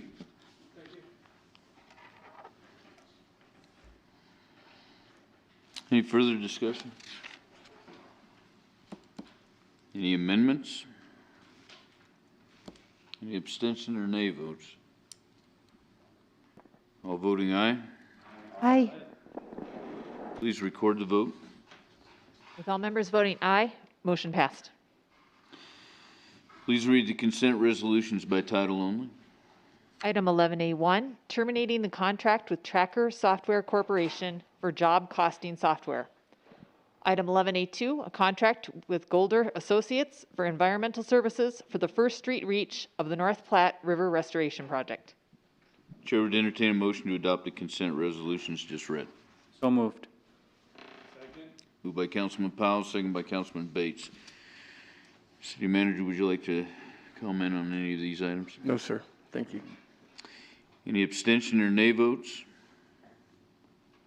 All voting aye. Aye. Aye. Please record the vote. With all members voting aye, motion passed. This time, we ask council members to bring forward relevant concerns or items of interest. Councilman Johnson. I'll be gone the next 2 meetings. That's all I have. And Councilman Paul. Thank you, Mr. Mayor. I was just working out with Dave Zobie, the guy who wrote the article for Patagonia Magazine. And he, if you haven't seen it, he has a whole series of articles on fly fishing in the North Platte River and what that experience has been like and what a fantastic resource it is. And I am very hopeful that more public attention to this resource will help us in our efforts to restore the river, which are moving forward. And Jolene, of course, has been a key player in all of that. It's very exciting. I think when I look back on my service, I think the restoration of the North Platte River will be right at the top of the list of the things that I will appreciate having been a part of, because the long-term benefits to that project are defy calculation. It is one of the most important things that this community has done in decades, really. And so completing that First Street reach is critical, and then we got to keep moving because there's 5 more reaches we haven't touched yet, and we got to do the whole thing. So it's a long-term project, and I'm excited to see this next phase move forward. Thank you. Thank you. Councilman Cathy. Don't have anything tonight. Okay. Councilman Bates. The only thing I want to say is the names at the college, the veterans, ones that have died in the last 10 years was really cool to get to go up. A friend or my brother-in-law lost some comrades in Afghanistan, and we were able to go up and find 2 of his names. What was interesting is he was supposed to be in the Humvee that that came under attack, and that day he got moved back to another one, and he could have been in that line, but he lost some. And it was really cool to get to go see the names that he was up there with. And I know that they're still open, so if you guys haven't been up there, I encourage you guys to look at that. And I respect every person that has ever served. So that's it for me. Councilman Huber. Thank you, Mr. Mayor. I respect everything that Councilman Bates just said about the veterans that lost their lives, that gave great sacrifices. But let's remember there are a lot of veterans that came back but didn't come all the way back, and we need to take care of those folks as well. Also, I have to comment, last week on my way home from our council meeting, Governor Gordon was on the radio begging people to wear face coverings and social distancing, and saying if you want to kill Wyoming's economy, don't wear face coverings. And I have to just emphasize that, and the orders that he signed last week are in effect until, the middle of August. And so I would just point those out to people. Councilman Pacheco. Nothing now. We will not be here next Tuesday. I'm going on vacation. So don't count me in there. Vice Mayor Lutz. Nothing tonight. All right. Only 2 things that I would hit on. We, city manager, myself, and Liz had Zoom discussions and go-to meetings last week with our delegation back in Washington, Senator Barrasso, Enzi, the USDOT, Ms. Cheney, about the build grant. And I felt very good coming out of those discussions, and so I think good things may happen with that build grant. And just keep in mind that's to finish up the Midwest Street project. So that went well. And then the other thing is, I know that we're currently looking to name the East Side Park. I know I just kind of want to clear something up, that there's a misconception out there that that's taxpayer money paying for that park when it's not. It's private funds that are paying for that, so nobody's being fiscally irresponsible with money. It is private donations that were given to put that park together. So just want to make that clear. So that's all I have. Next meeting of the City Council will be a work session to be held at 4:30 p.m. Tuesday, August 11th, 2020, in the council chambers, and a regular council meeting to be held at 6 p.m. Tuesday, August 18th, 2020, in the council chambers. A notice of executive session to take place at this date and during this meeting was given. We have a matter to discuss regarding personnel. Therefore, the chair would entertain a motion to adjourn into executive session, and at the conclusion of that executive session, reconvene this regular meeting solely for purposes of adjournment of this regular meeting. So moved. Moved by Councilman Cathy, second by Councilman Bates. There being a majority of members present and a motion to adjourn into an executive session having been moved and seconded, and that motion requiring a 2/3 majority of the council present, any abstention or nay votes? All voting aye. Aye. Please record the vote. All members voting aye, motion passed. Greater than 2/3 majority of the council present voted in favor of the motion. We are hereby adjourned into executive session.